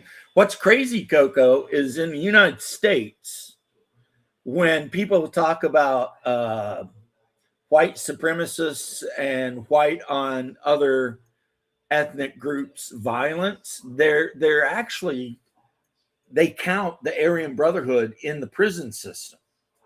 Because if you remove them from the equation, white on any other kind of violence is like almost not even measurable. You know what I mean? So they have to include the fact that you got a bunch of crazy white boys in prison whose whole mentality is kill everyone and make sure everyone you don't kill is so terrified of you they wouldn't dream of effing with you. And that was the whole thing. I mean, that group started in California mainly because white dudes were so outnumbered by every other ethnicity. They were kind of getting abused a little bit. And a couple of guys got together and said, hey, let's do this thing. And the next thing you know, because one thing about the Brotherhood is this: they will kill you, beyond a shadow of a doubt.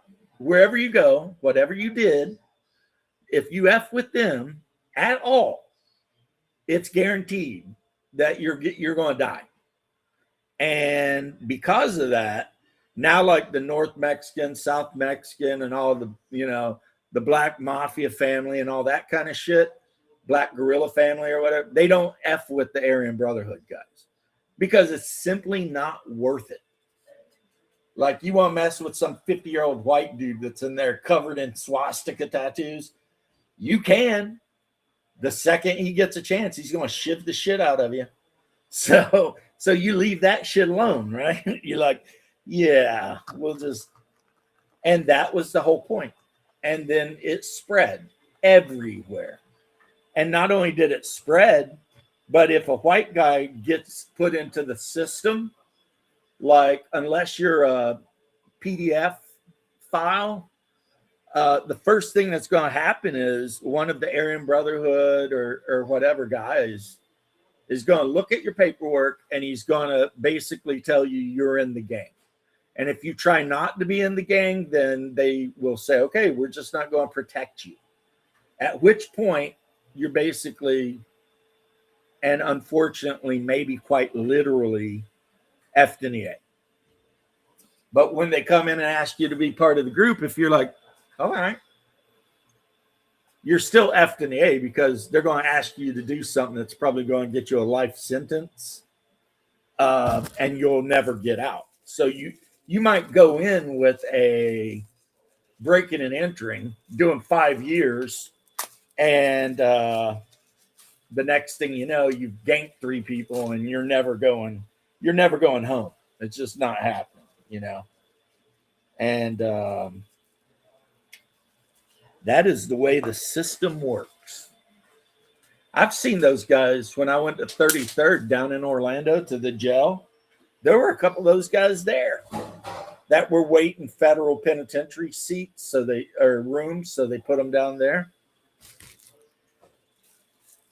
I'll tell you what, when I was in jail, I kept my mouth shut. That's what I did. People like to talk all that shit.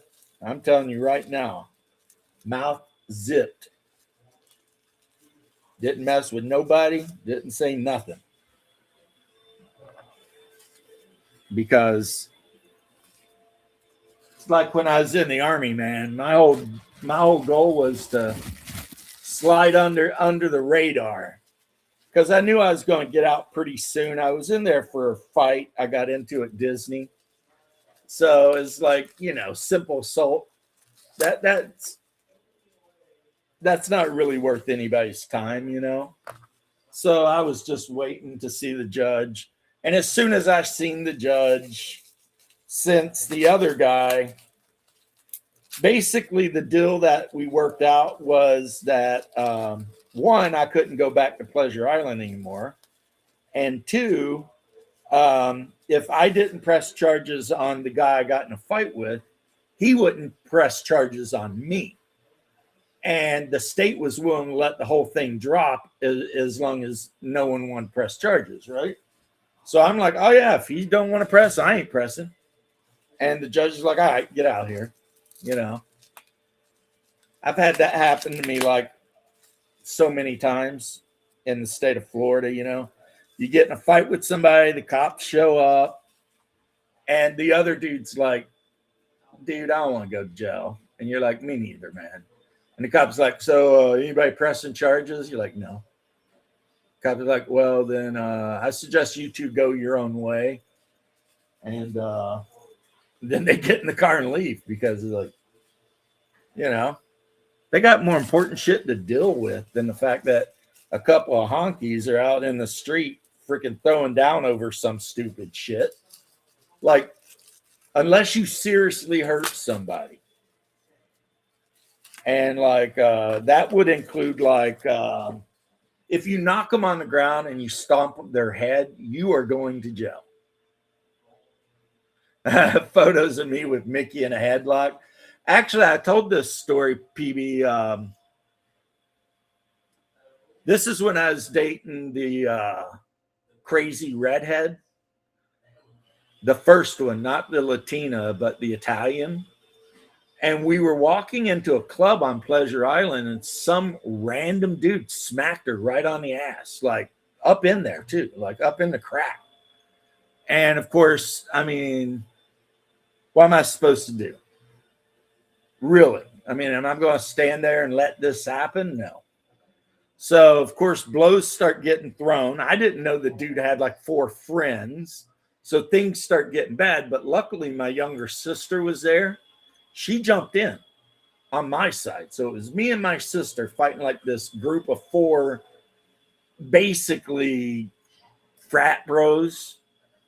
And then one of the dudes hit one of the other frat bros. And no, one of the frat bros hit my sister. At which point, some random standing by black dude, big son of a bitch. He looked like the guy on Friday that was robbing them all the time and shit like that, whatever his name is. He comes jumping in on our side. And he snatches one of them up. And I heard him tell that guy, "You don't hit women," as he was just freaking pounding this guy in the head. And then the cops show up and, you know, people go to jail. And then 3 days later, because it took them 3 days, because it was a Friday night when I got arrested, and they're not sitting by Sundays and Saturdays, Sundays, and finally go in there just to find out that the frat bros wanted to drop all charges if I was willing to drop all charges, blah, blah, blah. Okay, fine. But I'd never want to go back to 33rd. Big, tiny Lister. Yeah, this dude was just a big brother. And he was just in the crowd, and he saw one of them hit my little sister, and he was like, okay. And I mean, everyone involved got lumps. I'm not going to sit here and say me and my sister beat 4, 20-year-olds up, even though I was in my mid-20s at the time. But, yeah, we all took our lumps. And me and one of the other dudes ended up going to jail. Everyone else didn't. And then we decided not to press charges. So everyone got to, Zeus stepped in. So, yeah, and like I said, we decided not to press charges. So guess what? Dismissed. Not even on the record. I always laugh about that because people, when you're just bullshitting around, and I'm like, I've been arrested about 15 times. I've went to jail at least 10 times. No convictions. That's right. Because some things, if you get arrested for, first off, never fight the cops. Just if they catch you, they caught you. And secondly, keep your mouth shut. Don't say shit about anything. And if you're out with a friend and they say your friend rolled over on you, first off, I hope your friends are better than that. And secondly, don't matter. You still don't say shit. And then in my experience, 100% of the time, gets thrown out. Because... it's like what does this have to do with Shadow being wrong about mages? Oh, we got off on a little tangent. Me and I was listening. Shadow being wrong about mages. Well, I mean, wrong is a strong word. I know. That's why I chose it. I had to correct him. Okay.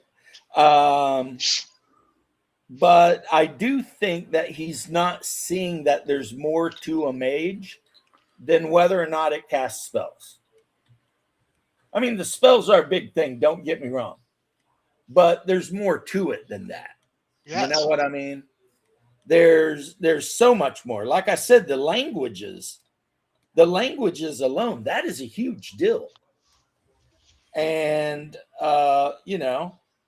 depending on how you spec out the attributes, can turn this supposedly soft ass going to die mage into not going to die so easy.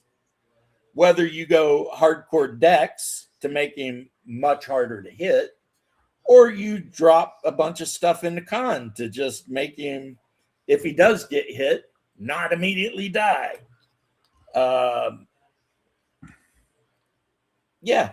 And I wish Shadow would join me. I would talk to him about it. I mean, and like people in chat said, Omenal was making some good points. And every time Omenal made a good point, Shadow is like, no. Another thing you can do to help with your survivability, maybe not wear the pointy hat and stuff, and make yourself look like just a regular mercenary, because a lot of people will probably, try to take you out. They brought that up. Omenal brought up, well, hire a bunch of henchmen and have them all wear robes over their armor so that no one can tell who the mage is. Yeah. Am I developing tinnitus, or did someone just turn on a vacuum cleaner? No, that is my Roomba. Okay. It sounds, I shit you not, like a freaking L-86 Sabre, cranking up to take off from the deck of an aircraft carrier or something. I mean, but it's because it's unloading itself. We've got one of the kind that goes to the docking bay and unloads itself. And of course, it sounds like some kind of turbine engine. I'm not a fan of those things. I don't know. Well, they help me be a little lazier because they run during the week, which means they pick up the majority of the pup fluff because my dog sheds like it's his job. And then when I do the floors on the weekend, it's easier. I still end up having to empty my vacuum cleaner because of all the pup fluff. But imagine if it was a whole week with no help from the Roomba. It'd be like, forget about it. That's fair. Right. But yeah, guys, I don't even know what else to say about the mages. I feel like I've covered it extremely well in extreme detail. Right? Like that, not only are mages not underpowered, they're overpowered. They always have been. The deal with the mage is get their ass to 5th level. Yep. As soon as a mage hits 5th level, all of a sudden it's just dominant. When that mage starts chucking lightning bolts and fireballs and all the haste spells and all that crazy shit, all of a sudden, I mean, the fighter's begging the mage for a buff. You know what I'm saying? And it's a whole different story. You just got to live through that first couple of levels. Yeah, I'm not sure see, here's the thing. Watching my bro and my other bro, because I like Omenal, even though he don't come on here much. And I think the reason Omenal don't come on with me much is he, like me, doesn't ever want to shut the fuck up and let anyone else talk. Omenal? Yeah. Oh, yeah, 100%. Love the guy, but don't like being on panels with him. And I think that's the issue is he comes on my channel and neither one of us want to shut the fuck up. So then he gets like, since I'm louder and more insistent than he is, he's just decided to go off and do other shit. Don't blame him. Don't blame him at all. I totally get fighter, quadratic wizard. Oh shit! Eric Van Daniken passed away. Yeah, Eric Von Daniken. Sorry, I saw that. Huh. Yeah, it did sound like Shadow wanted his wizard to have like, I don't know, like every spell at 1st level.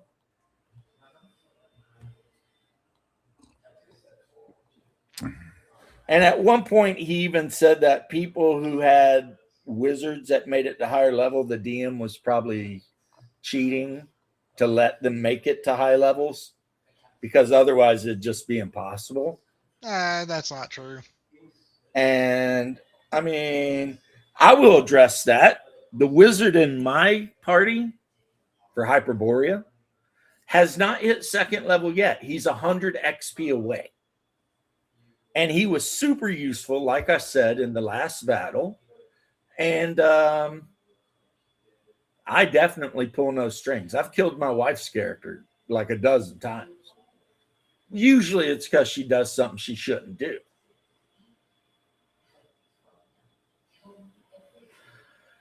Yeah, Raceland and Magic and the Dragonlance books, that's its whole different thing, man. It's like you're a mage and then you choose which tower you go to and then you do all these trials and stuff. And you know what, like, James? I can't wait. Tomorrow I'll be playing my Bat Cleric. You play your what character? Bat Cleric Nice. in Bubba's game. Nice. Bat cleric. Yeah, I got a bat headband that gives me the ability to cling onto ceilings and see in the dark and see. Well, I mean, shadows. I don't know. And without Shadow here to actually defend himself, all I'm going on is what him and Omenal were talking about. But it did seem overall his main thing was that he thought wizards should be much, much more powerful than they are.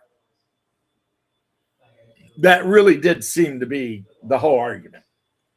That wizards were super underpowered compared to any other class. Why would you ever take one in a party when you'd be better off having any other thing, blah, blah, blah. And I woke up this morning and decided to do this live stream to point out why you would. You know, the languages, the ability to okay, they got 2 spells, but some of these spells can just end a whole fight. You know, they you know, there's more to it than just, oh, I cast my last spell. Now I'm just gonna sit over here and be a piece of shit. Not to mention you're how it works. You're also the magical expert. Yeah, you're the one identifying stuff. See, Hyperborea did that good too, because detecting magic items and shit like that, that's like a base wizard ability. That is a basic wizard ability. Reading magic, writing scrolls, detecting enchanted items. Those are basic wizard abilities. So that's a reason to bring a wizard. If you get any magical items, the wizard can tell you what they are. Or at least that they're magical, you know? Something.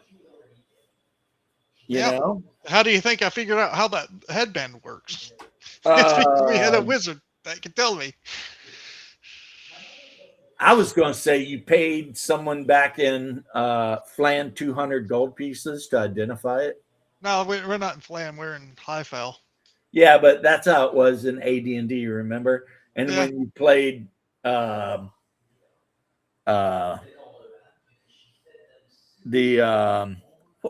on, help me out, Tim. Oh, well. I didn't play the game. Radiance, asshole. I know, but I didn't play the video game. I played the tabletop. Yeah, game. But even in the video game, you would find stuff and you would have to go back and pay a wizard like a bunch of gold pieces to I know, but shit. I don't know the wizard's name because I didn't play the video game. I don't know the wizard's name. I just know you had to pay money to ID your shit. We had that, but fuck, what was his name now? I can't remember what his name Bear's was. like, fuck this, I'm out. We had a different one, I think. Like, listen to these 2 hillbillies. Maybe it was the same guy. But yeah, the thief is a die-for dude wearing leather armor. And not only that, but they're expected to go first and then try to take away. Like, the thief is the guy that's going to be effing around with the locked door. So who's going to catch the poison needle, poison gas? Thief? You know, random the thief every time. I know, because that's what happened to my thief. And that is that thief would have still been alive if it wasn't for that trap I didn't catch. Well, you know what? That is why thieves level very quick. Both of the Yep. thieves in my party are well into level 2. I They'll got be like level- a level. They'll be level 3 before the berserker hits level 2, probably. I got to level 4 pretty fast. Yeah. And the cleric is also already level 2. One adventure, and he Yeah. went from 1 to 2. What adventure got me to The 3? thieves, because I got 2 thieves in the group. Yeah. The thieves and the cleric, level 2. Everyone else. I'm really just cooking supper. I don't give a fuck what you two are talking about. Oh. What? I'm cooking supper. That wasn't that I didn't give a fuck what you were talking about. I was tuning Oh, I you was two just out. joking. Okay, good. Just as long as we're clear. What's with the Juggalo, Shadwo, and Bear? I don't know. That's Cold Iron. Cold Iron made it. I thought it was hilarious. Deep down inside, Congrats, RPG Dad. I'm glad you got to play in the game, sir. yeah, deep down inside, I have a weird fascination with Juggalos. Hey, do you think it's going to piss off people that play Final Age that I'm limiting it to 3rd level spells only? Anything past 3rd level ritual, and hang on, any spell you need to cast, let's say you need to cast a 4th level spell, you need 2 casters that can cast 4 level spells to do the ritual. You want to cast a 7 level or a 5th level spell, you now need 3 casters capable of casting the top tier spells to do that ritual, etc., etc., etc. Well, I think Shadow might be mad. That sounds I don't give cool. a fuck. I don't care what Shadow thinks. That sounds cool and also horribly care what dangerous Shadow in your game. I care what you all think, guys. Final Age is a dangerous fucking game, Timmy. I know, but I'm saying it sounds awesome, but also horribly dangerous. Well, wasn't that in 4th edition where you had like Yeah, ritual stuff. Yeah, you had spells, but It's you in had a 5th whole list of rituals you could Yeah, do? 5th edition has that as well. But the thing is, that one guy can do it. It just takes X amount of minutes per level of the spell that he can cast as a ritual and not lose a spell slot. What I'm saying is, you want to cast that spell? Let's say you want to cast, well, give me a level 4 spell, Timmy, off the top of your head. Wall of Stone?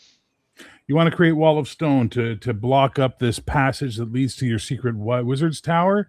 Well, now you got to go find another wizard who can cast a level 3 spell, and now the 2 of you have to do this ritual together. So imagine you're trying to do a level 7 spell. Well, right? it sounds to me like So that's 4, 5, 6, 7. You now need 5 fucking wizards who can cast level 3 spells to get together and do a ritual that's going to take hours or days to complete. and you know what that sounds to me like? Conan? It sounds to me like you need to make sure your dues are paid up in the Mages Guild. Yeah, exactly. And for priests, the same rule applies. You want to do the higher level miracles, you need to do a fucking ceremony, right? You got to get together a bunch of other priests and get together and pray together and and do the ritual, you know? Same thing. Don't be a jerk off. Be a good member of your church. Crazy. So the whole idea of Final Age sounds like if you work well together, you'll succeed. But if you act like individual asshat glory hounds, you're going to die in a fucking horrible screaming mess in the woods, possibly possessed by Kandarian-like demons. I swallow your soul. Yeah.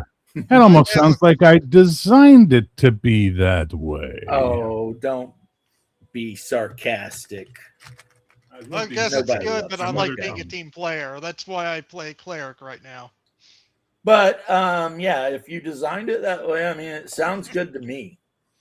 Yeah, we'll see. But I mean, you know, if you add that to like $5, you might be able to buy yourself some coffee. Well, I Forget don't expect broad Shadow box. to ever want to play it, right? Like everybody I know who likes magic users, and the minute they read the Ghost Storm rules, they're like, yeah, I don't want to play magic user. Like right away. Well, I got some good I don't news for blame you. them, it's I never terrifying. play magic users. There you go. So is that Timmy? I don't blame them. It's terrifying, but also interesting. I'd probably play one just because I kind of like the challenge sometimes. Well, there's really smart ways to do it. Don't do it at night, and don't do it outside at night. There's the simplest ways to avoid ghost storms. It's really fucking simple. Yeah.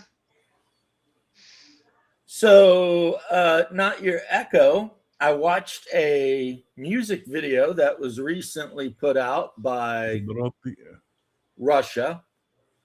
someone in Russia, and there's like 20 something different people performing.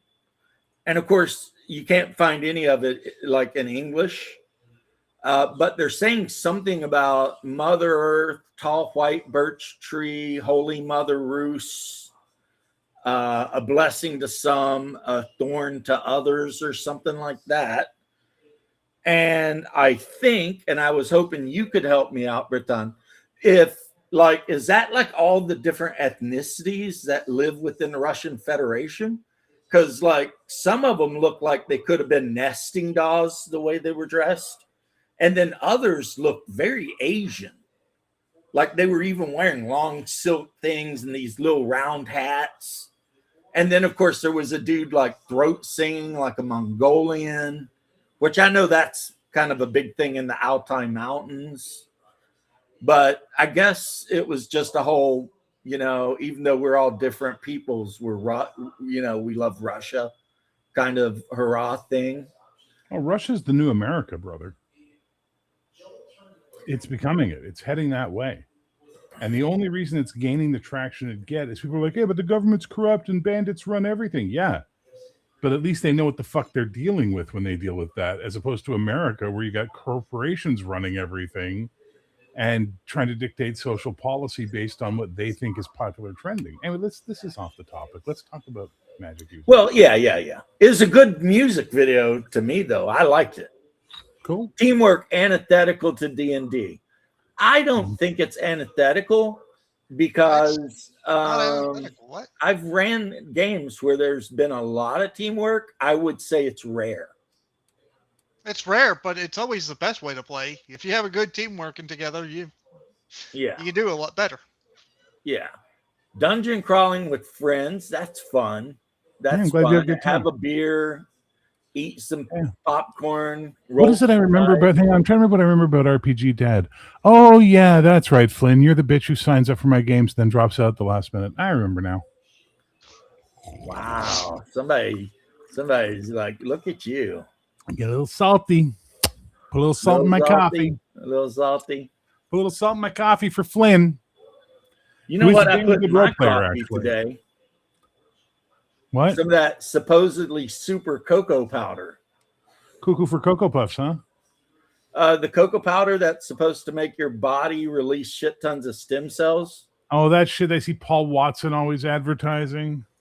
because it's full of flavonols. Whatever. Let me tell you, you don't want to drink it straight though, because it's I'm like gonna go the deal with my darkest of flavonols dark I'm making pot. for lunch, for supper. Yeah, it's like the darkest of dark cocoa with no No sugar, no sweetener. no sweetener at all. So I just put it in my coffee with a little bit of sugar-free creamer and give it a mix, and then it's fine, you know. A spy for the chef. Okay, I'm not planning to FAFO without teamwork. Exactly. Like one of the people in the group, they did end up getting knocked unconscious, but luckily the mage bound their wounds before they died, is a scout. And the scout in Hyperborea is basically a thief subclass that specializes in scouting things.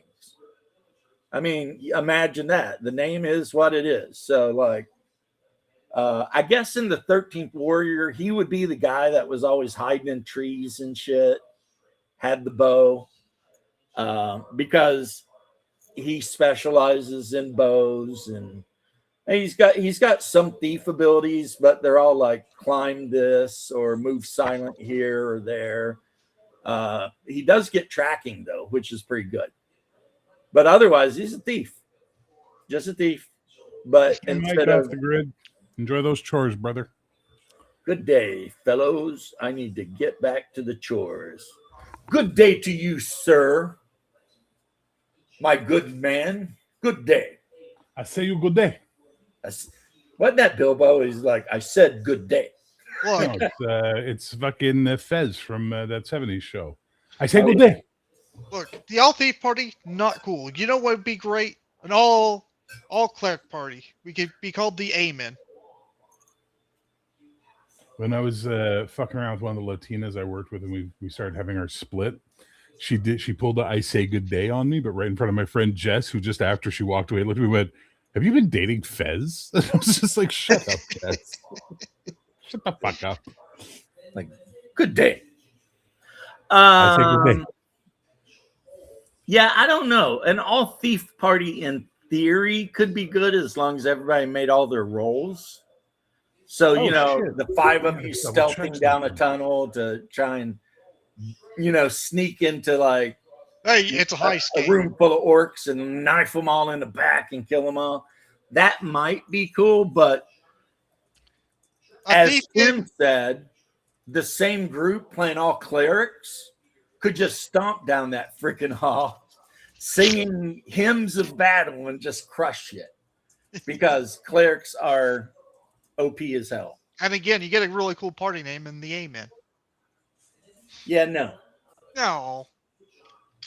Like having ran the game now and seen how players interact with each other in Hyperborea, Haas's cleric is by far the most powerful character in the group under most circumstances.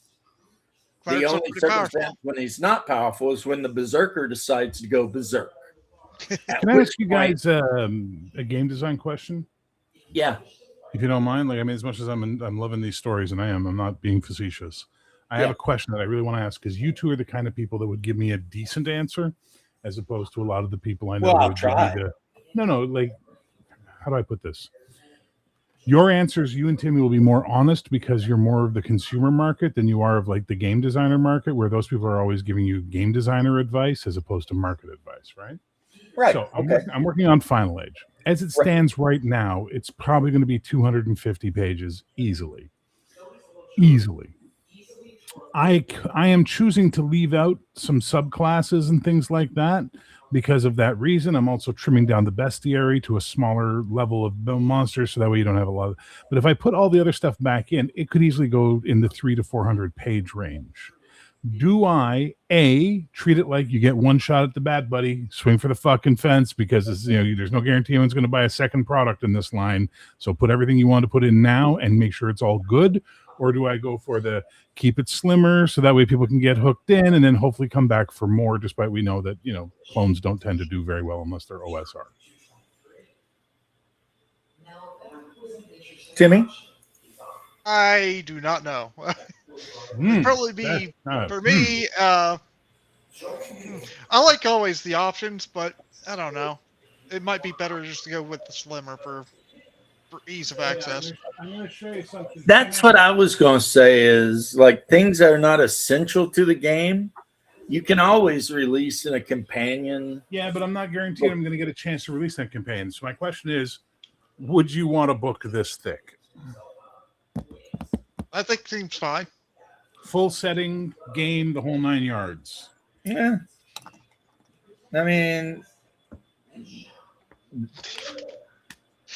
Yeah, but yeah. No, yeah, but There's no buts. Yeah. Yeah. I do like my games to be basically complete when I buy them. Right. Yeah, me too. I've never been a super fan of like buying a computer game and realizing that you gotta buy DLC like in order to actually play the game. Sure. Okay. See, they're like slimmer, hook them in, release. Yeah, but they're not my audience. They're not the guys who are going to be buying the game. Like, that's the thing, right? Like, I know that about them from the conversations we've had. They're less likely to be the kind of people who are going to buy the game and, more importantly, run the game. Right? There's so very few people in my crowd that I think would buy it for anything other than just to support me. You know what I mean? Well, I mean, that's a good thing, though. I mean, that's a great thing. I fucking love that about them. But I'm trying to figure out if I have viable legs on this game, right? So the question is, right now, I've streamlined all the subclasses, right? Like I've super streamlined them, right? Like completely streamlined them down to where like there's 3 for each class type. But the thing is I've written 4 or 5 for each class type.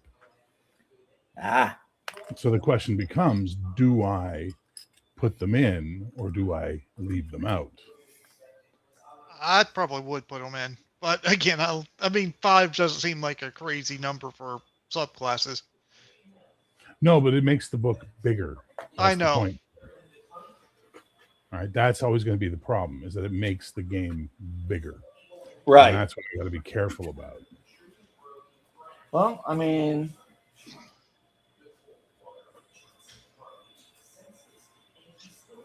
It's a good question. Hey, look at you guys. Can't Hyperborea put all of the subclasses in, but then again, it's 2 books.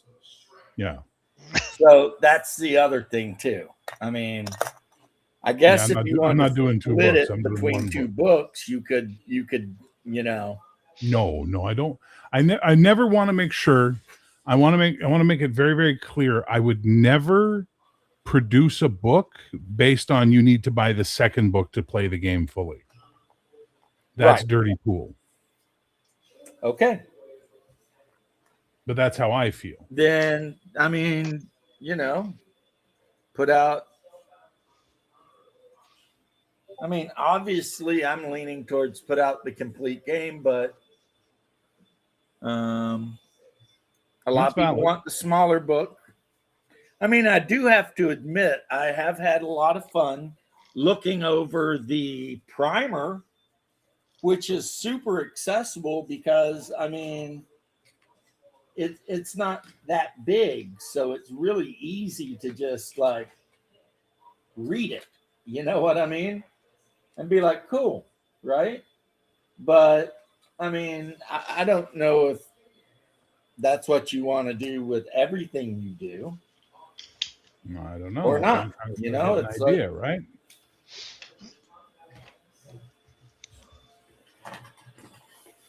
Hence the whole reason for having the conversation is to try and get a better idea. Right. Well, I mean, first off, I don't know. I'll be 100% honest with you. Timmy will be honest with you, but Timmy don't want to be responsible for anything. So he's going to be like, you know. I might not be the best for this question. Yeah, because he's like, look, if things go bad, I don't want you coming to my house and beating my ass because I said do something. And you did, and then it ended up not being good, you know. Yeah. And I totally get that attitude. I do. You know, it's like, you know, it's hard taking responsibility for what could be someone else's, you know. Oh, absolutely. One of the ideas was to do originally when this was going to be Bastard Swords for the system, that one of the ideas was to do a book of subclasses, right? As an expansion. Like, hey, here's some more fucking subclasses for you. Maybe these are of interest to you. Whatever. Blah, blah, blah, blah, blah. So what do you think, Roomba?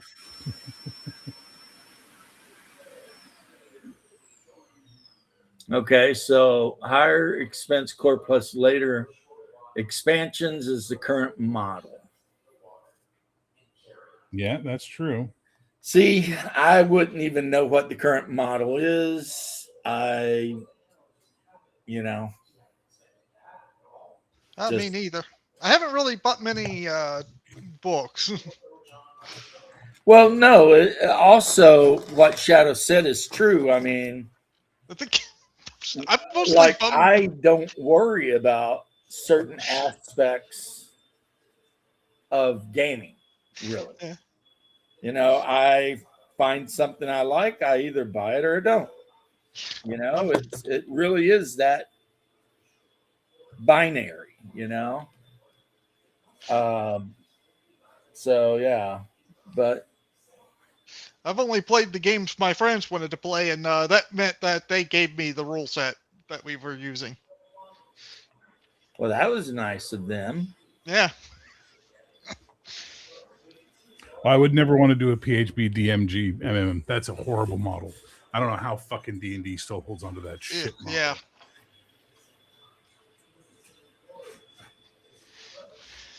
Like, I mean, for the RuneQuest, it was like something old that my cousin's wife had when she was a little kid, so we used that. Well, I mean, RuneQuest. One thing I think, what's his name, Perrin or whatever, did right Steve Perrin. is if you buy the rule book, you got the rules. Yeah. They're there. There's the rules. Do your thing. And then there's expansions and stuff. But don't need 'em. you don't need them. You can just keep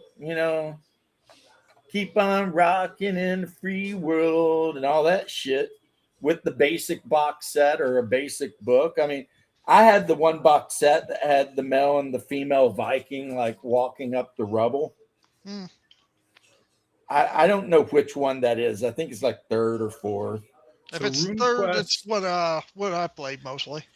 RuneQuest 6th edition, which was exceptionally popular, is 450 pages, and this is the size of it, right?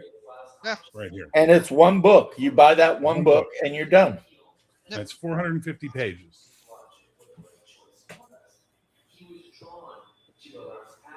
Same for Pendragon, Call of Cthulhu. Magic Hey. Stick. As long as it doesn't go much past Against the Dark Master, you'll be fine. Oh my Yeah. god, yeah. Fuck, you can work out with Against the Dark Master. I mean, because that book is like And 1,000 you pages. can literally do curls if you have it in the player's companion. You can just use them for curls, man. It's crazy. Right? It's like, Though But- Bear, I might have you another customer. I'm trying Who? to convince my Brazilian friend to buy your book. To do what? He might run Right. it sometime. What, to buy Valorous? That'd be nice. No, not Valor, your Grimdark when the. That's not even Final out Age. yet, dude. I know. I said whenever it comes out. I'm trying to convince Oh, him on that one. well, that's cool of you. think he'd like it. man. Brazil is weird because of all of the people in Brazil that are still playing like freaking Middle Earth roleplay or a Yep. Roll Master, or I mean, like D&D is not the most popular game Nah. in Brazil. In fact, I think it. What was it? I thought it was like White Wolf was. Yeah, they really like crunchy ass games, And of course, like we all know, Call of Cthulhu's #1 in Japan, Yeah. and most of the people who play it are women. But we've already established multiple times that the Japanese are crazy. Yep. So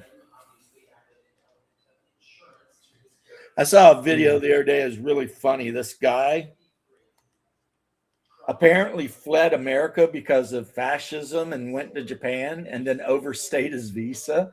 And of course, the Japanese caught him and he's like, look, you can't send me back because America's become fascist. And he's like, how are they fascist? He's like, well, they're just rounding people up and deporting them.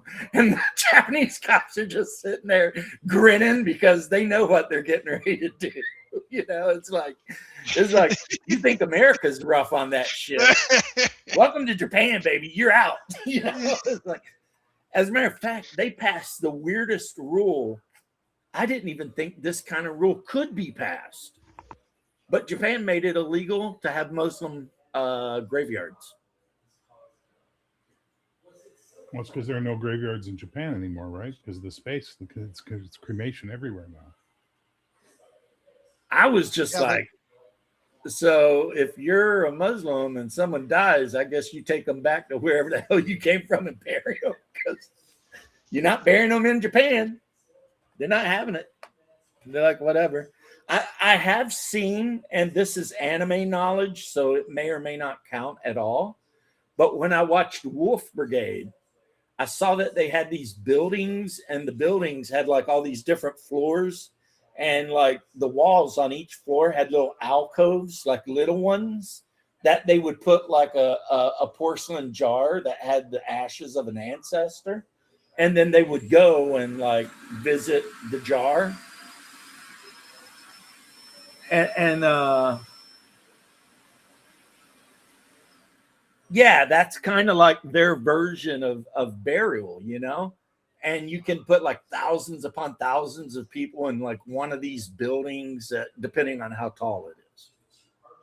Because I mean, literally, your little alcove's like 8 inches by 12, and then it's just got a little nameplate, and it's got like the urn in it, you know.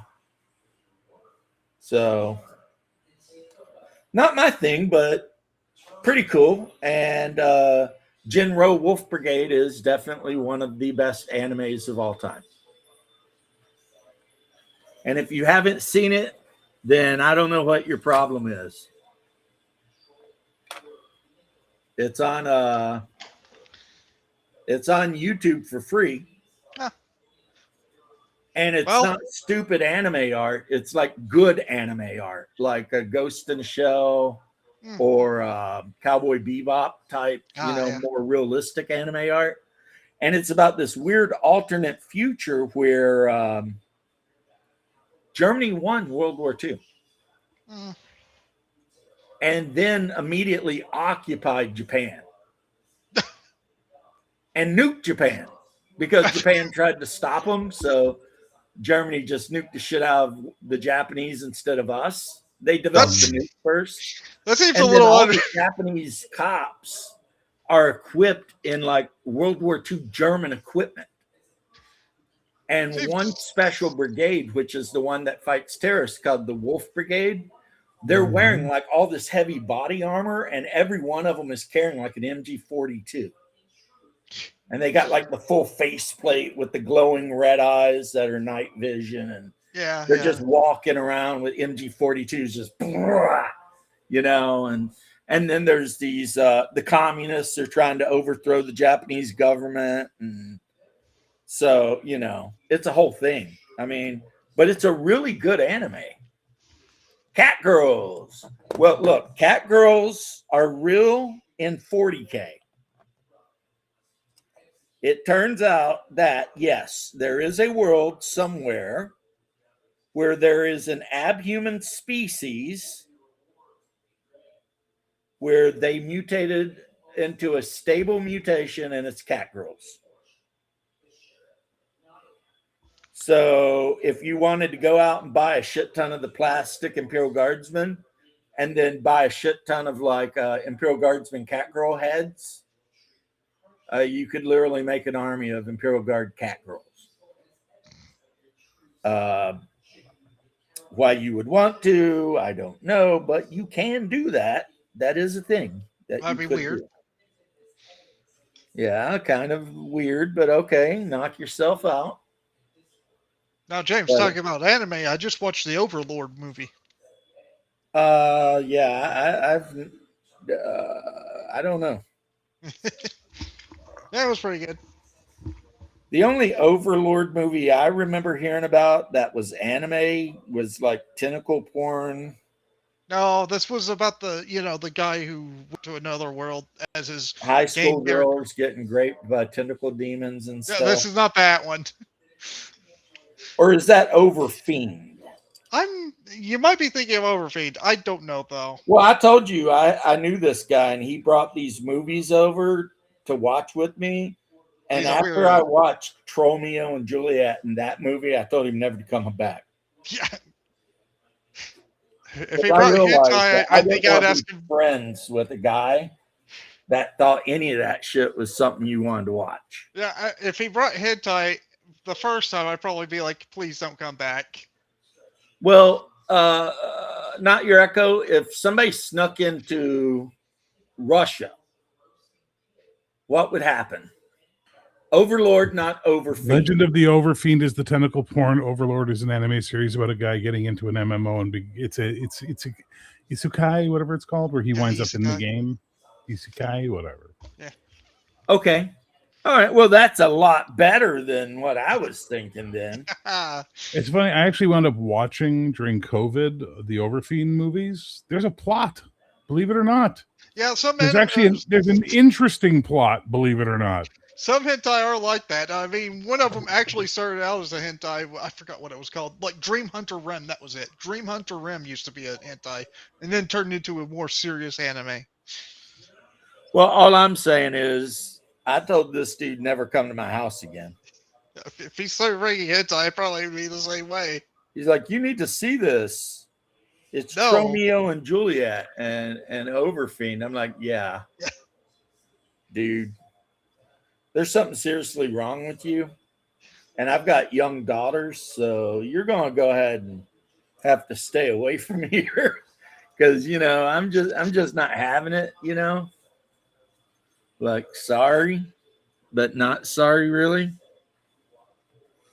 Now I can't participate in the conversation because I'm thinking about everybody's answers to my question. And I'm running it over in my head now, so I'm fucking super distracted. Sorry. So you got ADHD going on? No, I now have to think about this, and since my brain is clicking over to think about it, I can't think about something else right now. I'm focusing. I'm not like, ooh, squirrel, and then like I'm off looking at the squirrel for 10 minutes. No, I'm running it in my head. Yeah, I've still got that Russian song stuck in my head. I understand like 10 words in the whole song, but it's still like.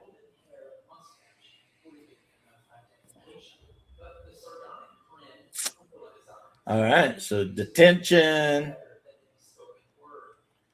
Yeah. Yeah. Okay, I gotta go because I can't think. So great seeing you guys. Awesome. Yeah. Have a great show. Thank you for making me think. Always a plus. I'll see you too because I gotta go too. Okay, good. Well, if you're going and he's going and Shadow just ain't showing up for me to yell at about mages, then you gonna end it early or now? I'm just sitting here right now, like stacking up my my nights. Oh, okay, I'll see you. See you, homie. I need to spray paint these and get them going. I've got a whole army of them, of knights that I need to get moving on.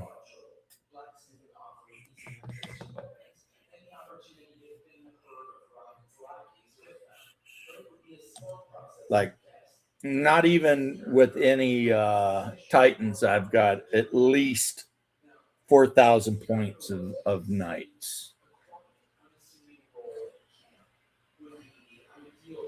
Which is cool because they can go alongside my Mechanicum or Dark Mechanicum.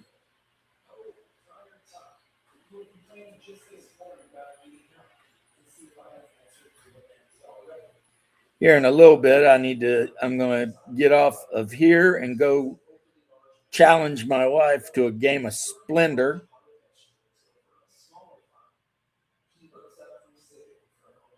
So far, she's beat me twice. I've tied once, which I hate. And I've won 0 times.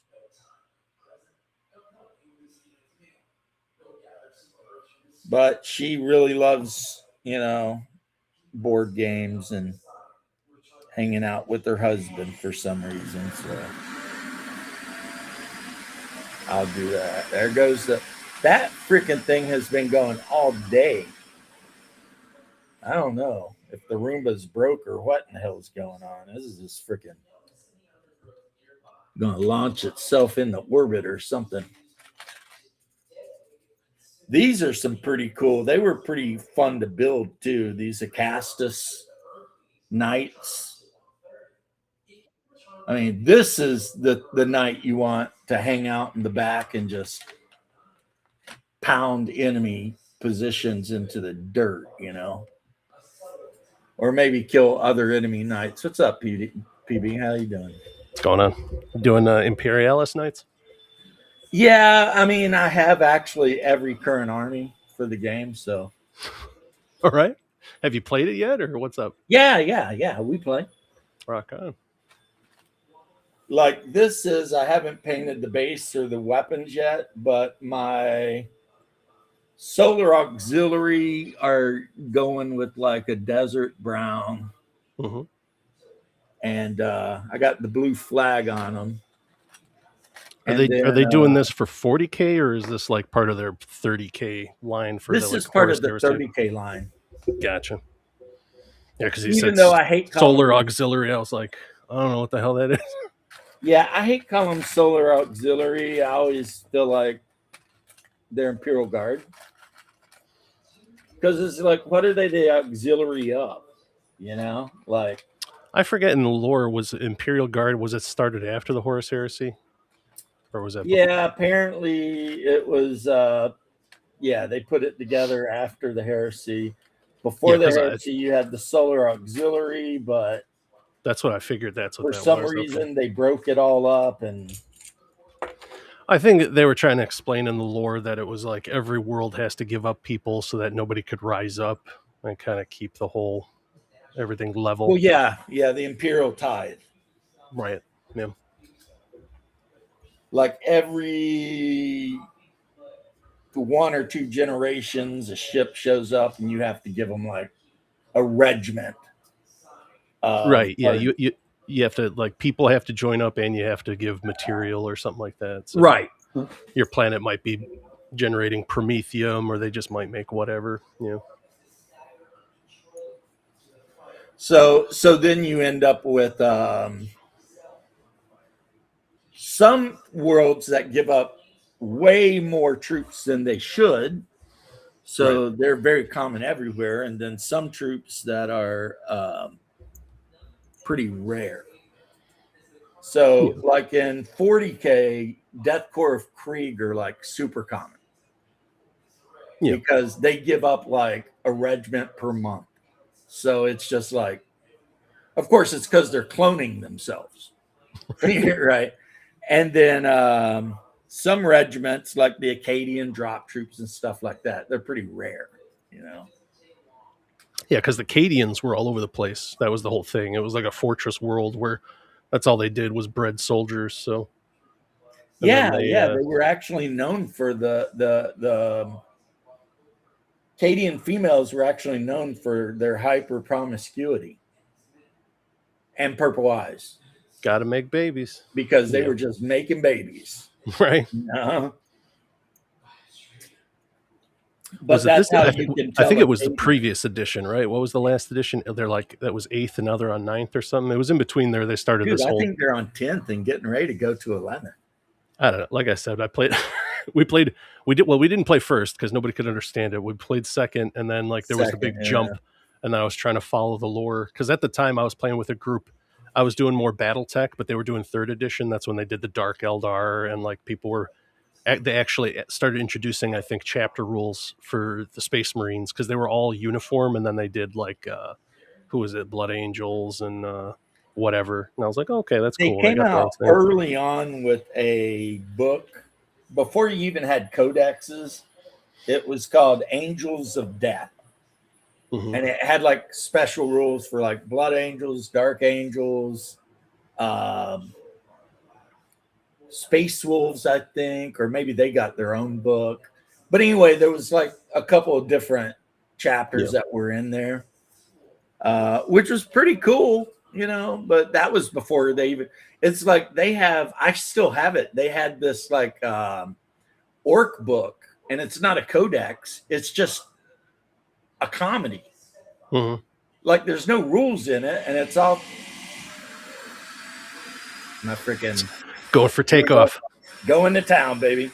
It's all full of it's full of your beard hair, like orc life through the eyes of a Gretchen. Oh, we're talking about the Roomba. Yep. Yeah, that's trying to get by and make a few teeth. You know. Yeah. And they always have piles of guns way. and teeth. It's so weird. Yeah. Yeah, it's written in that way, and this Gretchen, he's like, he's trying to sell squigs on a stick, and also not get ate. Yeah, because you know, or he's in that social structure of orcs where it's like you got to be useful, just not underfoot. You know, it's like. Well, yeah, Sounds that's the squigmy. thing back then, at least. I don't know if they've changed it that much since, but Yeah. in original, like second, third, whatever edition, the Gretchen were actually much smarter than the orcs. And pretty much anything beneficial to orc civilization, the Gretchens were the ones doing it. Right. But the orcs are so much bigger and stronger and everything that, you know, it's basically, if you're a Gretchen, your job is to be useful. Yeah, that was like the fantasy holdover. The Gretchen were like the goblins inventing stuff, and then Right. somewhere along the line they were like, no, the orcs they've got like this psychic energy where they can believe their bullshit guns work, so they do. Yep, but you know what? Every freaking mech boy has like a train of freaking Gretchen. Yeah. Because who's going to haul all the scrap and rivet it all? I mean, the mech boys standing there yelling at the Gretchen. The Gretchen are the ones up on the scaffold riveting shit together. Right. I mean, you know. Well, because he couldn't get orcs to do it because they would just fight. He understands. Right. I mean, orcs aren't understands doing work. They don't do work. It's the shit that rolls downhill, because then the Gretchen go and turn to the Snotlings and they let them carry the plates because that's all they're good for, just standing around doing that. Well, yeah, because Snotlings have like no smarts. No. Like, And especially if you see the drawings of them, they're like little pinheads. Like, they're not smart at all. the they don't know orcs anything. basically keep the Snotlings around because it amuses them. They like watching the Snotlings like playing garbage and throw filth at each other and shit. They just think it's hilarious. Yeah. It's like rooster fights for them. Yeah, Like so Snotlings are like pets for orcs. Pretty And much. then the Gretchen are the merchant class for orcs. Because most orcs are not merchanting anything, except maybe the odd mech boy or pain boy. And then orcs just get together and fight. Yeah. I actually liked when they added the ancients had put like the blueprints of certain things in the genetics of orcs. So you would have an orc boy and he would just be a fighter. And then one day he would just instantly know how to make a gargant or a stomper or some shit. And he would just immediately go to the scrapyard and gather up some Gretchen and start throwing this big bitch together, you know? And he didn't know how he knew, but he never questions it because that's the orc's strength. They never question anything. Yeah. And that's why there was one story where this Eldar did a write-up on orcs, and he said the orcs will never fall to chaos because they never question anything. They don't have That any means doubt. that there's nothing for chaos to tempt them with. It's like they have those simple truths. It's like green is best. Orcs was made for fighting. Like Right. they have the very simple code that they follow, and that's able to hold them together. And that's what's great about this latest stuff, where they've got like Gilliman talking to the Emperor psychically, and it's like, what? There's a religion? What the hell's going on? And it's like, oh yeah, that's just the High Lords of Terra pretty much just created this obscure bureaucracy so they could enrich a few noble families. That's why I was laughing when you were describing the situation to Shadow, and he was like, so this Emperor is dead? Is this some kind of like auto pen thing? And I was kind of laughing. I was like, I'm pretty sure the High Lords of Terra would probably use that to pardon themselves, because they know Gilliman's coming to. Yeah, supposedly they could read the Imperial Tarot and it would tell them what the Emperor wanted. But Sure. it's like, but does it though? You're right. I Like, mean, it only deals with these 5 noble families all the time? Okay. If you say so. Uh-oh. Nope, there we go. and Lorgar, huh? Mhm. That seems weird, Lorgar, Yeah.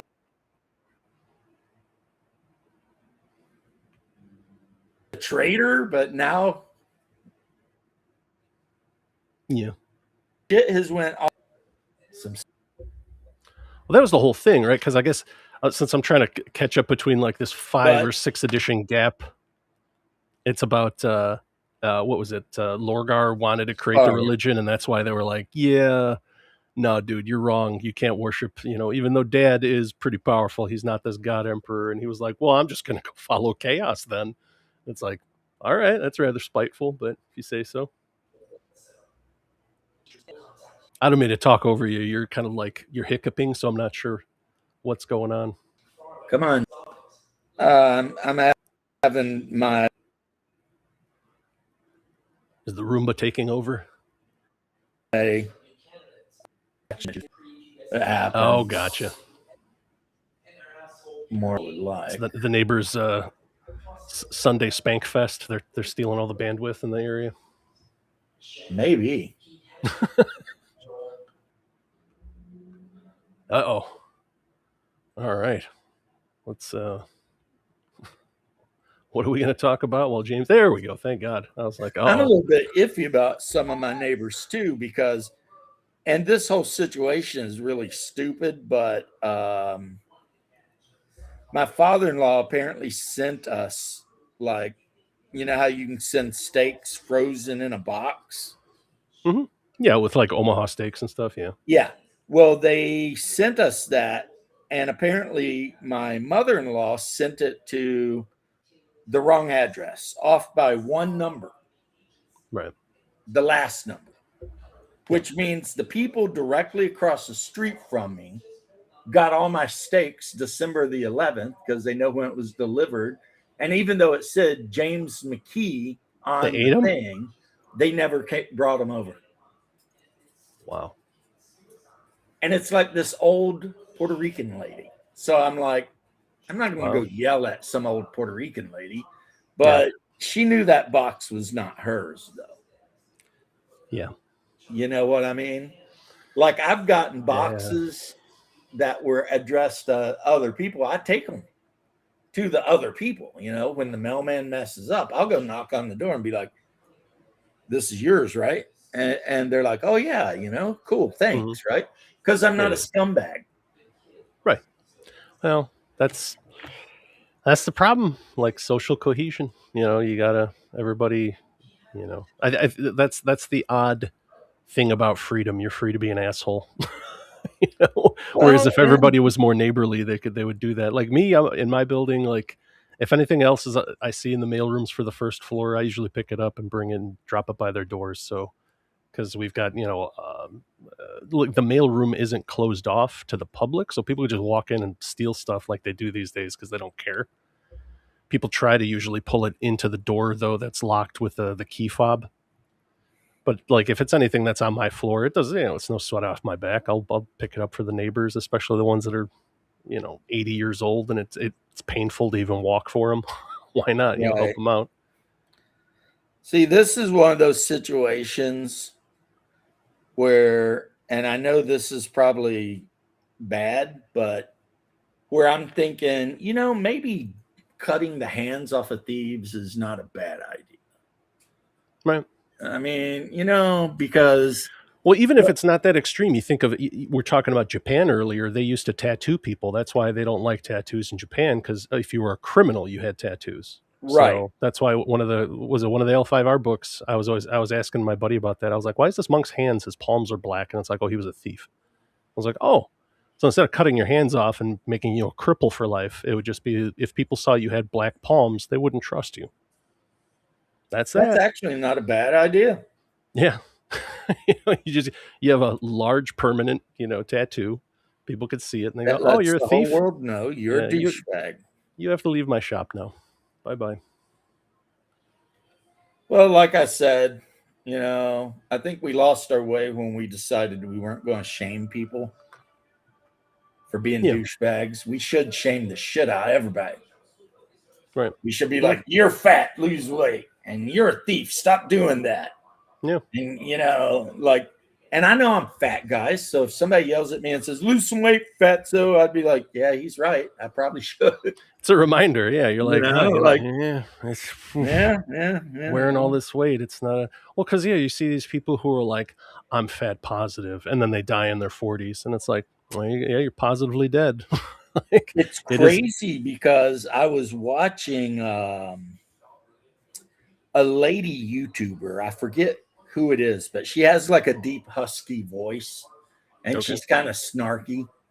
Okay. And she'll watch like some woman saying some shit and then she'll interrupt and she's very like based as far as pro men and all this. And she'll be like, well, maybe it's because everyone else has already had that. So, Okay. that woman, right? Is it? Yeah, she's like a longer haired, like maybe a middle aged kind of woman, but she'll Yeah, stop. she's She a does little shorts where she older. She's got pauses. the longer hair, Yeah.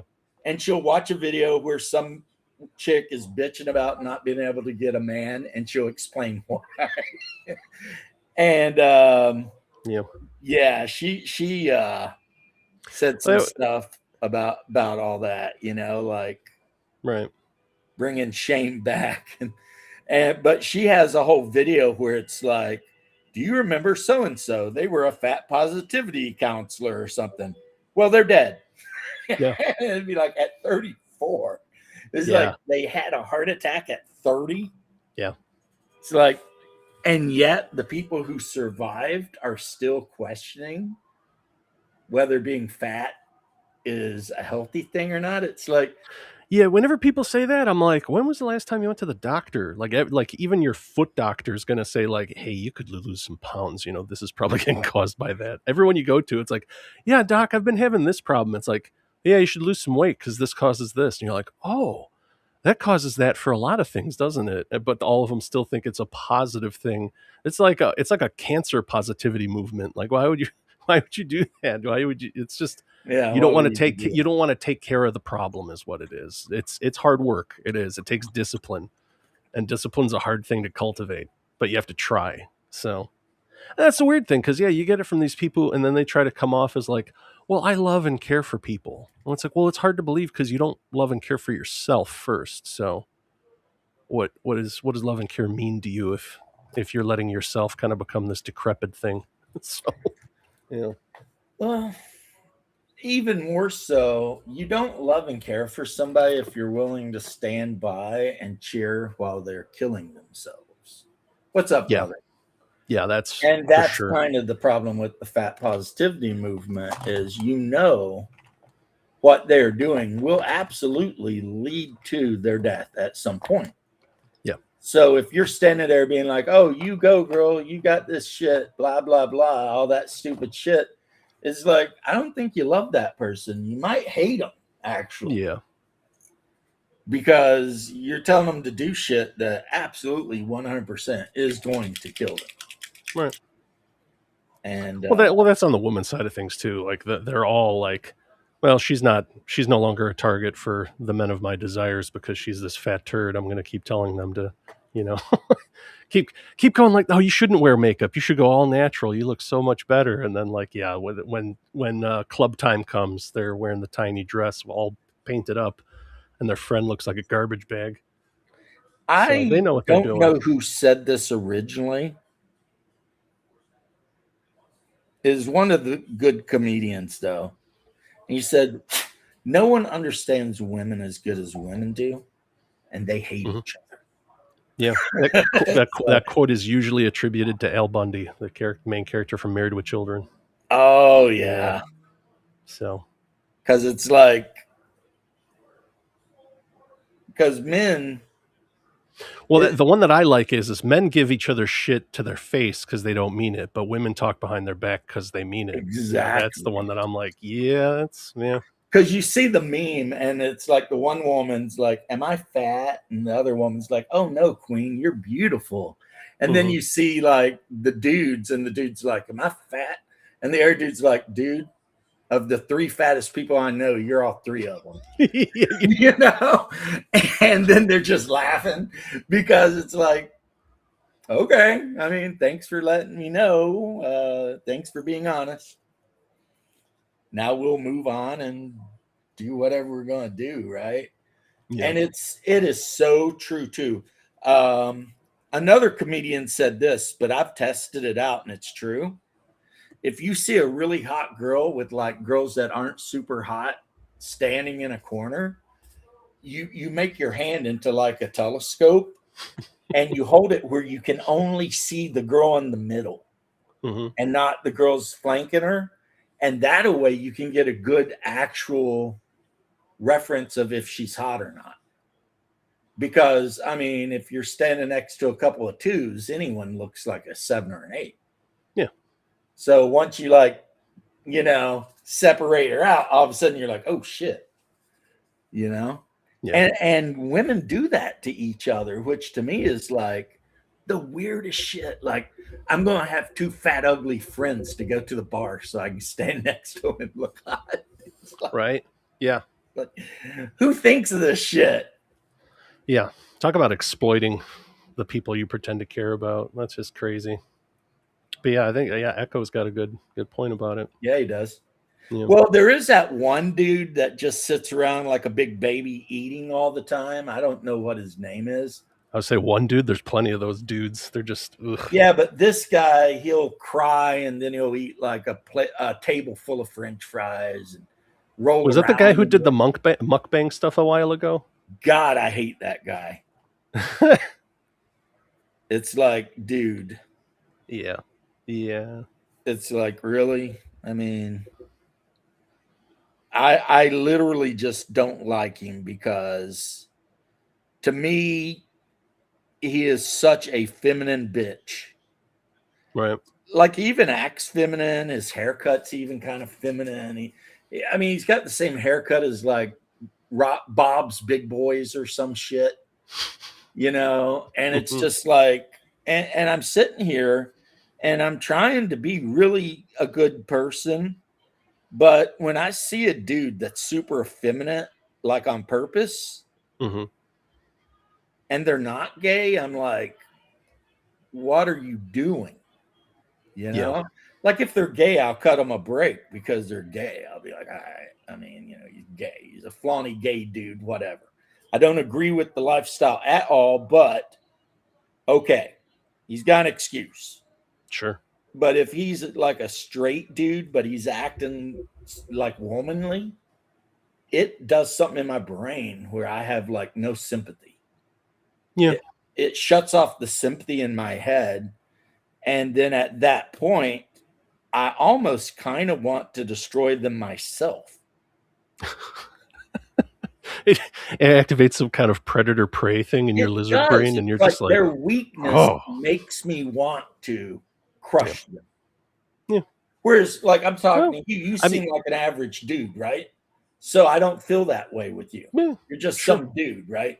But Yeah. when I see somebody actively, like if I see a dude in a man bun and he's like 5'6" and really, really skinny, I immediately like you said, the predator part of my brain kicks on, and I just see something that needs to be beaten until it figures it out. See, and this loops back. That's part of your orc brain there. You want to beat them into line so that they I don't want to actually like delete him. I just want to straighten his ass out. Yeah. Get moving. Be like, come on, man. Yeah. Let that hair So loose. you weren't blessed with height, but that is not an excuse. Right. When I was in the Army, we had a ton of guys we called pocket Herculeses because they were like all like 5'6", but they could bench 300 damn pounds. They, Yeah. They were usually guys, they were usually jacked, the scary they were usually the scariest guys on the wrestling team with those little cannonballs that were like they had really low center of gravity. Oh yeah, you're going to try and flip one of these guys? Yeah. Like, get out of here. That ain't happening. So that's why, anytime people are like, well, if you're not 6 foot, what are you going to do, bro? And it's like, you'd be surprised. You would be very surprised. When one of these 5'6" dudes that's super jacked and knows how to actually wrestle loops you around your freaking knees and takes you to the ground and starts bending shit the wrong way, you're going to be like, wow, I'm learning lessons. I mean, I like my height because, I'm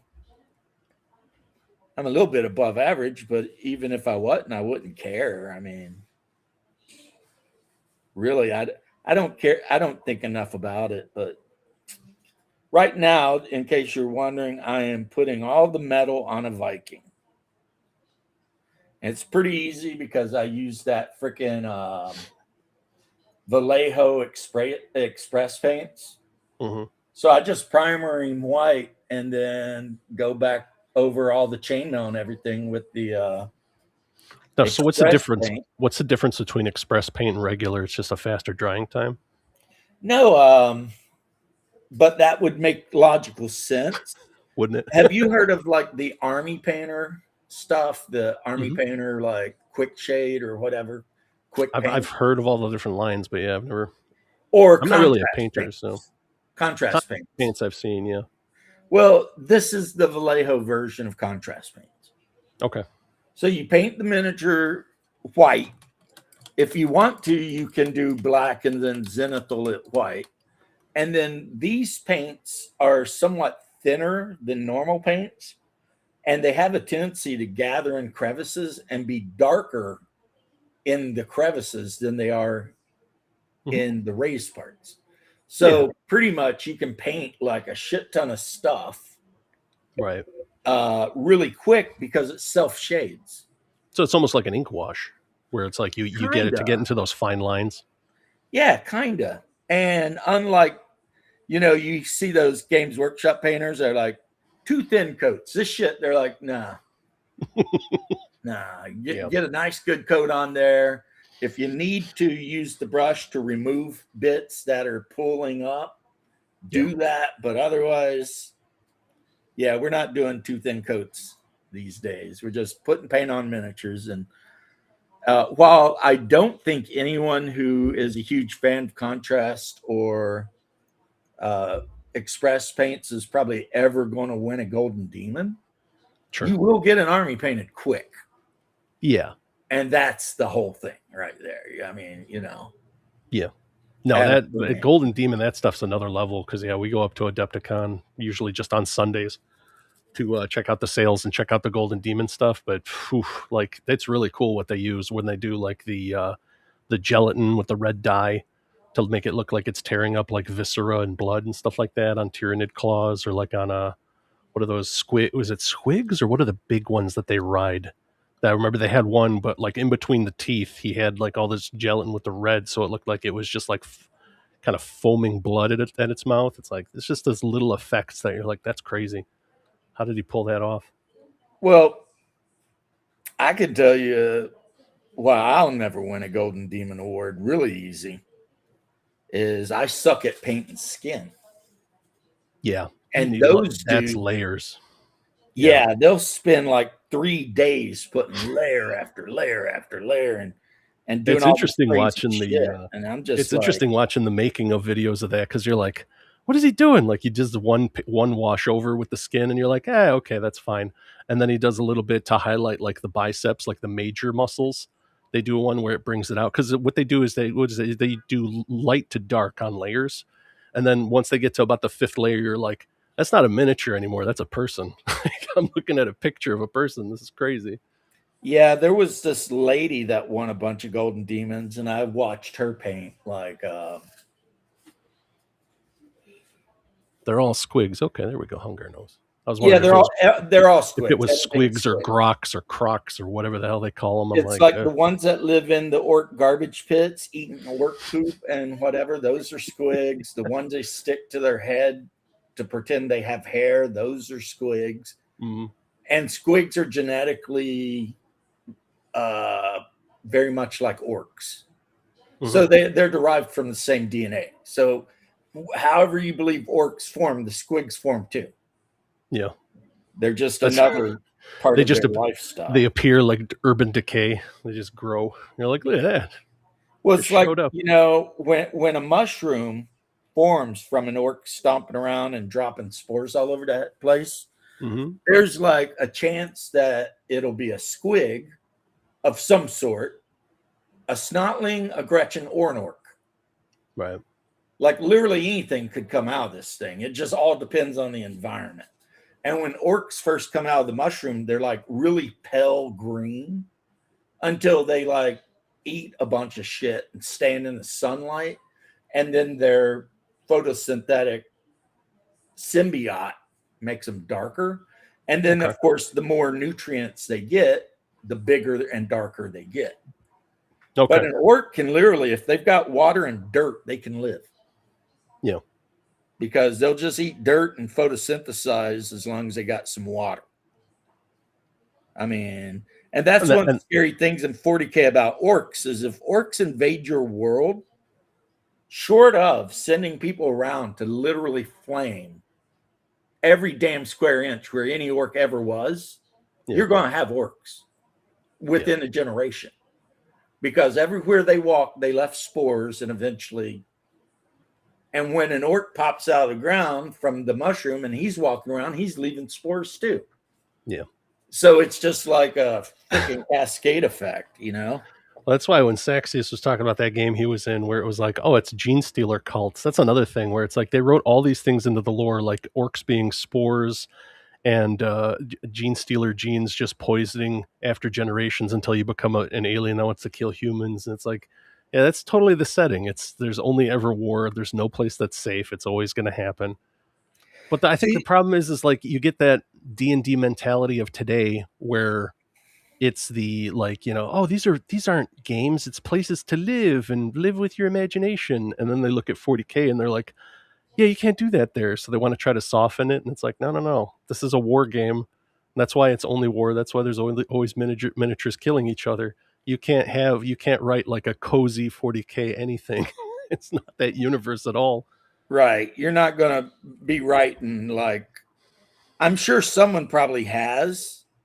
I mean, you just told me they put cat girls in it, like so I'm sure they put books or something set in the 40K universe. Yeah. To me, that is ridiculous because it's just like there's no time for that shit. Now, they did change the Gene Stealers a lot. Originally, they were their own thing.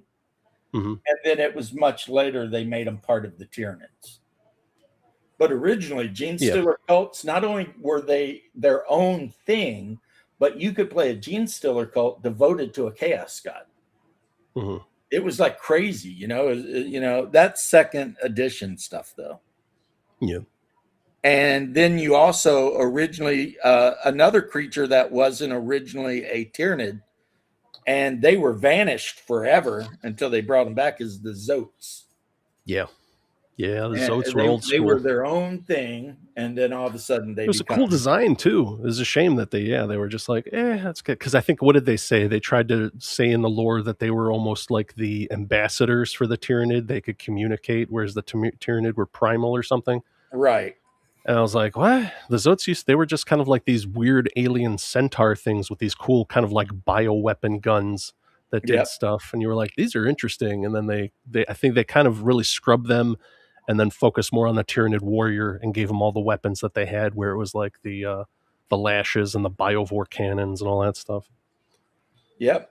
And then it was like a decade later or something that all of a sudden they put out Zote figures, and they snuck one in for, what was it? It wasn't Warhammer Quest. It was like a that Blackstone Fortress game that was pretty much Warhammer Quest in 40K. They had a Zote miniature and people were losing their minds. Because it's like, we haven't seen Zotes in like 15 years. What the hell is this? Another one they snuck in, Necromunda, was Ambles, which basically looked like Umber Hulks. Oh, wow. Okay. Yeah. And then they also have robots that look like Ambles that humans use to be miners. Mm-hmm. And they're based on the Amble, which apparently is really good at digging through stone. It's like, and no one's quite sure if Ambles are their own creatures or like Tyranids that got like isolated and just started doing their own shit, because they now they're no longer connected to the hive mind. So they're just like running around, doing whatever. I don't know. They changed the lore. Most of the time for the better, sometimes questionable. Sometimes not so much. Like, when I was coming back after second edition and people were all hating on the Ultramarines, I was like, what's going on? I love the Ultramarines when I was playing as a kid. And apparently there was the one guy who was like, oh no, all the Space Marines came from the Ultramarines and all this and that. And he was just being a big wanker about it. So you're like, come on, like, give me a break. They're like, that's why sometimes you have to have your own headcanon and just separate from whatever the like the corporations trying to pour into your brain, where they're like, it's like this. No, Luke Skywalker really is a deadbeat and he didn't do anything after Star Wars. And you're like, sure. And now I'm going to turn my back on you. I don't got to listen to another word you say. And also, even though he was brave enough to go into the Death Star to try to redeem his fallen father, he tried to murder his nephew in his sleep. Yeah. It's like, Like, wait, what? But This guy, anyway, the guy who fought one-on-one against the Emperor, who could shoot lightning out of his hands, and who was the most corrupting influence of that era and beyond. But he had a problem counseling his nephew about how to push back the dark side. Give me a break. Yeah, right. that's okay.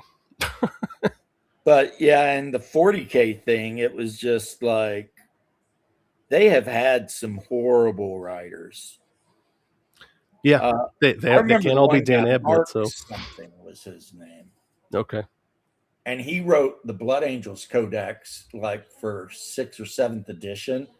And boy, everyone was pissed off because in the lore, he said that at some point the Blood Angels allied with the Necrons. oh, Quite I've a heard about battle and that. shit. And people were just like, what? Oh God. And apparently the Necrons are somehow got some special relationship with Sanguinius. Like when the original Blood Angels that had met the Necrons met them, the Silent King was wearing the death mask of Sanguinius. And, the Blood Angels, of course, were immediately like, let's blow all this shit up. But somehow didn't. And it's just like, really, dude? Come on. Yeah. But that's what they wanted to do. That was a funny thing, like trying to watch when I was catching up, because I remember as like I was getting out of wargaming at the time, Necrons were around, but it was one of those Forge World things that you had to mail order from them, and they were just. Right. I looked at them, and you're like, "Oh, this is based off the Terminator. Who cares?" And then at some point, they're like, "All right, guys, we need a storyline stat," and then they just all they did was they went to their fantasy line, and they're like, "All right, there's Tomb Kings of Khemri, which are pretty much like Egyptian. Let's just do that. It's the same thing." They're these dynasties, and they put their brains in the Terminators, and then the Terminators are waking up, and now they're Egyptian or something. All right, there, go with it. And then I came back later, and I'm like, oh, that's what they did. Well, I guess this time at least they stole from themselves instead of stealing from everybody else like they did for their entire line. But yeah. And then apparently they were all slaves, and the Silent King, who had been out in the darkness between galaxies, came back and decided to let them all be independent. Okay. And that's what broke all the dynasties apart. And then, of course, then Necrons started going to war with other Necrons. And because some of them absolutely hate each other, like Trazon and that other freaking asshole Necron, they despise each other. Right. Of course, because Trazon's always running around stealing everybody's shit. Which he puts it in a museum under stasis and says he's protecting it. Right. But no, the reality is he's just stealing everybody's shit. Right. And that's nothing new too, because didn't they had the Dark Eldar do that all the time? They would they're like pirates. They'd come steal shit and then store it in what is that, Kamagora or whatever, their little Gamora, yeah. Yeah, their little pocket in the webway that they hide. So yeah. And here's what's crazy too. In the new lore, right? The Eldar, see, since I had the metal out, I decided to put all the armor on my orc boar. There you go. Riding pig The orcs. Eldar all know where Gamora is. And some Eldar will go to Gamora and become raiders and witch elves and shit. Mm-hmm. And then they'll leave and they'll go back to the craft world and become like, howling banshees or some shit for a while. And then the Harlequins, they just guard the Webwa. And they can be either way. So there was one edition of Warhammer 40K where if you made an Eldar army, you could literally have any kind of Eldar in your army. Mm-hmm. So you could have like craft worlders and freaking death sleds full of witches and incubi and some Harlequin for the hell of it, Death Jester or whatever, But, yep. I saw that they changed the Eldar now. They're called the Eldari or some weird, I don't know what the hell they're doing now. I can explain that. Okay. Remember when they blew up the old world? In fantasy? Yeah. Okay, yeah. Well, they couldn't blow up 40K. Mm-hmm. So they just changed all the names. And the whole reason they blew up Warhammer Fantasy is one, it never was a top performer compared to 40K. And Right. two, they tried to sue Mantic Games. And a judge in England told them to pound freaking sand right up their ass. They don't own the rights to elf, dwarf, goblin. So they blew the entire old world up, destroyed it, created the Sigmar game, and then changed the names of everything. There's no longer orcs. They're Uroks or some shit. Yeah. And the goblins are called something else. And there's no human infantry like there used to be, but there's these weird like fantasy space marines that actually appear on the battlefield in a strike of lightning. And the like, Sigmarites or whatever. Yeah, it's like, and the elves, some of the elves actually live under the ocean and they come out and fly around on sharks and shit. Yeah, I saw that. Yeah, the elves. Yeah, it's real weird. Yeah, they made the elves super They're almost weird. like Atlantean, which kind of in fantasy that's what they are. Ulthuan, if you looked at it, you were like, is that supposed to be Atlantis? Because it's in the middle of nowhere in the ocean. Right. That's pretty much what it was. So if they went that way with it, fine. Well, and like Melikath, the Witch King, lives in the capital city where the human Sigmarites live. And then his mother, Morathi, formed her own cult and broke away. So you have Melikath and the Dark Elves versus Morathi and her Dark Elves, which are mostly the Witch Elves and, you know, hedonists. And there's even a certain kind of Witch Elf that's a serpent from like the waist down. Okay. Yeah. Like it's really wild, but I never played Age of Sigmar. Like it came out and I was like many people, I was like, yeah, no. I mean, I'm sitting over here, I've got, you know, at least 5,000 or 6,000 points of Dark Elves. Yeah. I'm not doing this. You don't want to spend all that money again and paint and put them all together. That's the problem with those relaunches. They're betting on a new audience carrying them. And a lot of the time people are like, nope. I mean, we talk about D&D all the time, and that's pretty much what it is. It's almost like the layers on the onion falling off the more editions you go. It's just more people going, I could play this edition or any of the previous that I prefer to whatever you're releasing. So it's like you're really betting on future people who may or may not even exist to hopefully pick up your game and carry it. Well, that is the motto of the Games Workshop store. I've actually, you know, known people who worked for Games Workshop at one of their stores, and they're told that like when customers come into the store, right? If it's like one of the, as you'd say, I guess, an old head, you know, a guy that's been playing the game for a long time, whatever. Sure. Yeah. You basically ignore them.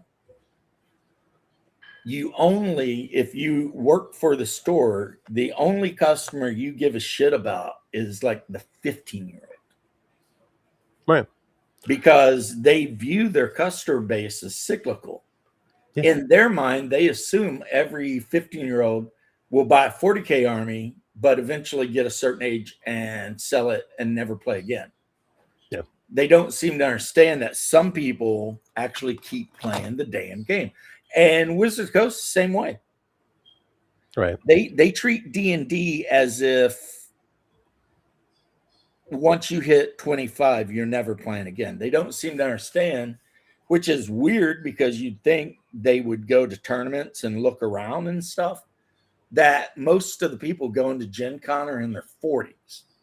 Yeah. You know, and they're taking their wives and kids. You know, it's not like you've got mobs of 15-year-olds showing up being like, oh my God, I need to play some D&D. I mean, no. That's I mean, I don't know about that. Yeah, I don't know if it's just maybe they're looking too hard at like reports or statistics or whatever like that. Because every time, we go to Gen Con or Adepticon or anything like that, there's a big following for Infinity, Corvus Belli Infinity. It's like, how does this game stay in production with as fancy as the miniatures are and all the world and all that stuff? The reason why is because it has a hardcore fan base, and it's all guys who are like statisticians and physicists and stuff like that. These guys have disposable income just pouring out of their face. And when the company said, "Hey, we're thinking of maybe simplifying our rules to get a larger customer base," all those guys were like, "Please don't do that." And they were like, "You know what? You're right." And they stuck with the guys who are physicists with a lot of disposable income that are keeping their stuff afloat. And I guess they're doing well enough to where they're branching out into a fantasy game and whatnot. So good on them. But yeah, there's some of these where it's like, yeah, they side with the known quantity, the guys that they know have money in hand and are ready to buy. And they just go, we're good with this. We don't have to rule the world, man. We just want to make some games. It's weird because it's like you have these guys, let's say Games Workshop's having like a board meeting, right? Yeah. You'll have some chick or some dude go in there in a suit with a bunch of graphs and be like, there's this whole untapped market over here, blah, blah, blah. And all we need to do is change literally everything about this game. And then we can get that. Never works. Yeah. Never freaking works. Yeah. But that's just the way they do. Yeah. Now, Corvus Belli, I do happen to have I believe it's pronounced Ariadne. They're the Americans and the Russians that are on some colony somewhere together. Yeah, what it was like they were like, before they got faster than light travel, they were like the cryo ship that ended up somewhere, and they just rediscovered them, and they're using technology from like centuries ago.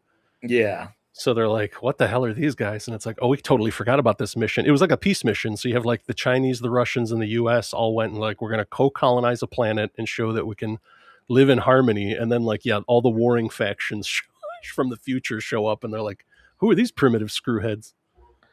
Yeah. And you have like the Americans have the dude from Dragon something. That was played by Matthew McConaughey. What was that movie? Are you talking about Reign of Fire, where they're fighting the dragons and like a post-apocalyptic?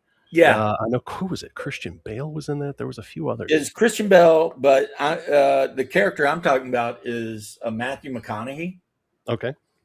From the 27th Kentucky Rifle or some shit. Hey, what's up, Steve-O? And so Corvus Belli made a figure of him, bald with big freaking axe. Yeah. And apparently he leads like air assault teams and shit like that. They also made one of the factions on Ariadne are the French. And one of the figures you can add to your army is the French pioneer firefighters. And it's literally like a fireman, but he's got like a gun, a fire axe, and he's wearing like European style fire gear with the swept back helmet and all that. And then you've got, of course, all the Russians with their futuristic AKs, and their freaking wool hats. I mean, and Rangers, actually. Except all of the American Rangers look like they should be in the Vietnam War. They're all wearing camouflage, and they got like floppy bush hats, and they got their guns, and it's like, how are you doing, little brother? That is my little brother right there, Steve-O. Yeah, the whole family showing up. Well, yeah. Haas is here. Well, I have a lot of brothers. There you go. How many? Oh, geez. I don't know. I mean, some people don't count half brothers. I do. Okay. So 1, 2, 3, 4, at least 4. I don't know if his last wife had any sons. I think that she did have a daughter, but I never. He abandoned me, so I also abandoned him. You know what I mean? Like the abandonment was mutual. He left when I was very young, never had anything to do with me, so I never gave a shit. But that don't mean I hate like his offspring, because technically they are Right. blood related, at least somewhat, you know? Sure. They didn't have anything to do with it, you know. They didn't know. So Yeah. I could have Yeah. sworn I'm looking on the site for these miniatures. I thought that faction had like this weird group of werewolves. Yeah, that they were on their did. team They did. too. It was the American dog soldiers or some shit. Yeah, it was bizarre. I was like, what's because I remember seeing the miniature on the shelf. I was like, is that a werewolf riding like some kind of cyberpunk motorcycle? What is this? And it was like, oh, it's Corvus Belli. It's they're crazy. And yeah, I think the thing that really kind of got me not into their games, you realize after a while that metal miniatures are such a pain in the ass. I forgot all about They that are. when I was building And those Warjacks for what was that game, War Machine. Oh my god, you had to pin everything with a pin vise. Forget it. yes. And boy, don't I know, because I played Menoth and I used the Living Saint, the one that the monks are carrying in a chain, which gives you like -1 point cost to any Warjack without range stuff. So I would field like 10 what were they called? Crusaders, the ones that just had a mace. Mhm. And I'd make a Crusader ball, which meant I had to put all those bastards together. And because they're so heavy, especially because their legs are like these little twigs and their bodies are like, you know, it's like, oh my God, man. But I would generally have like 10, got to go do a tattoo. All right. Have fun. Love you. They would do, I would do 10 Crusaders, the Saint, a Paladin, like just the warrior Paladin, a 10-man unit of Zealots with their leader carrying the Menoth cross thing, and then the Avatar of Menoth, who, again, I got cheaper because it has no ranged weapons. And it's a Warjack that generates its own freaking focus. Right. At the beginning of every turn, you roll 1d6 + 1, and it gets that much focus. So you're guaranteed to be able to, you know, at least move forward, or if you're in, you know, range of something within 2 inches, just beat the shit out of it. Because, I mean, the Avatar Menoth was no joke. That thing, I mean. Yeah. But where they, I think, killed their game, and this is just like thinking out loud, I guess, is when they introduced like the things that were even bigger than Warjacks. Oh yeah. They had like a big. It wasn't really epic scale. It was just you had a big miniature that was like, you know, the size of a toaster. You'd pull out, and it was like, oh, this is a whatever the hell they called them. And yeah, like the Cygnus or whatever had a big walking Tesla coil thing. Yeah. And its attack was to shoot lightning at something. And if the lightning hit and did damage to the something, it would bounce to the next closest thing. And it would just keep doing that.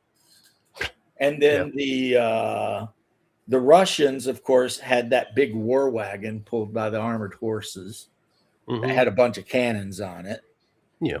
And the Menoth had some kind of weird altar type thing that shot fire everywhere. And it was like, yep, this sucks. I think Crix had like a Kraken type thing, like a giant Warjack that looked like a squid.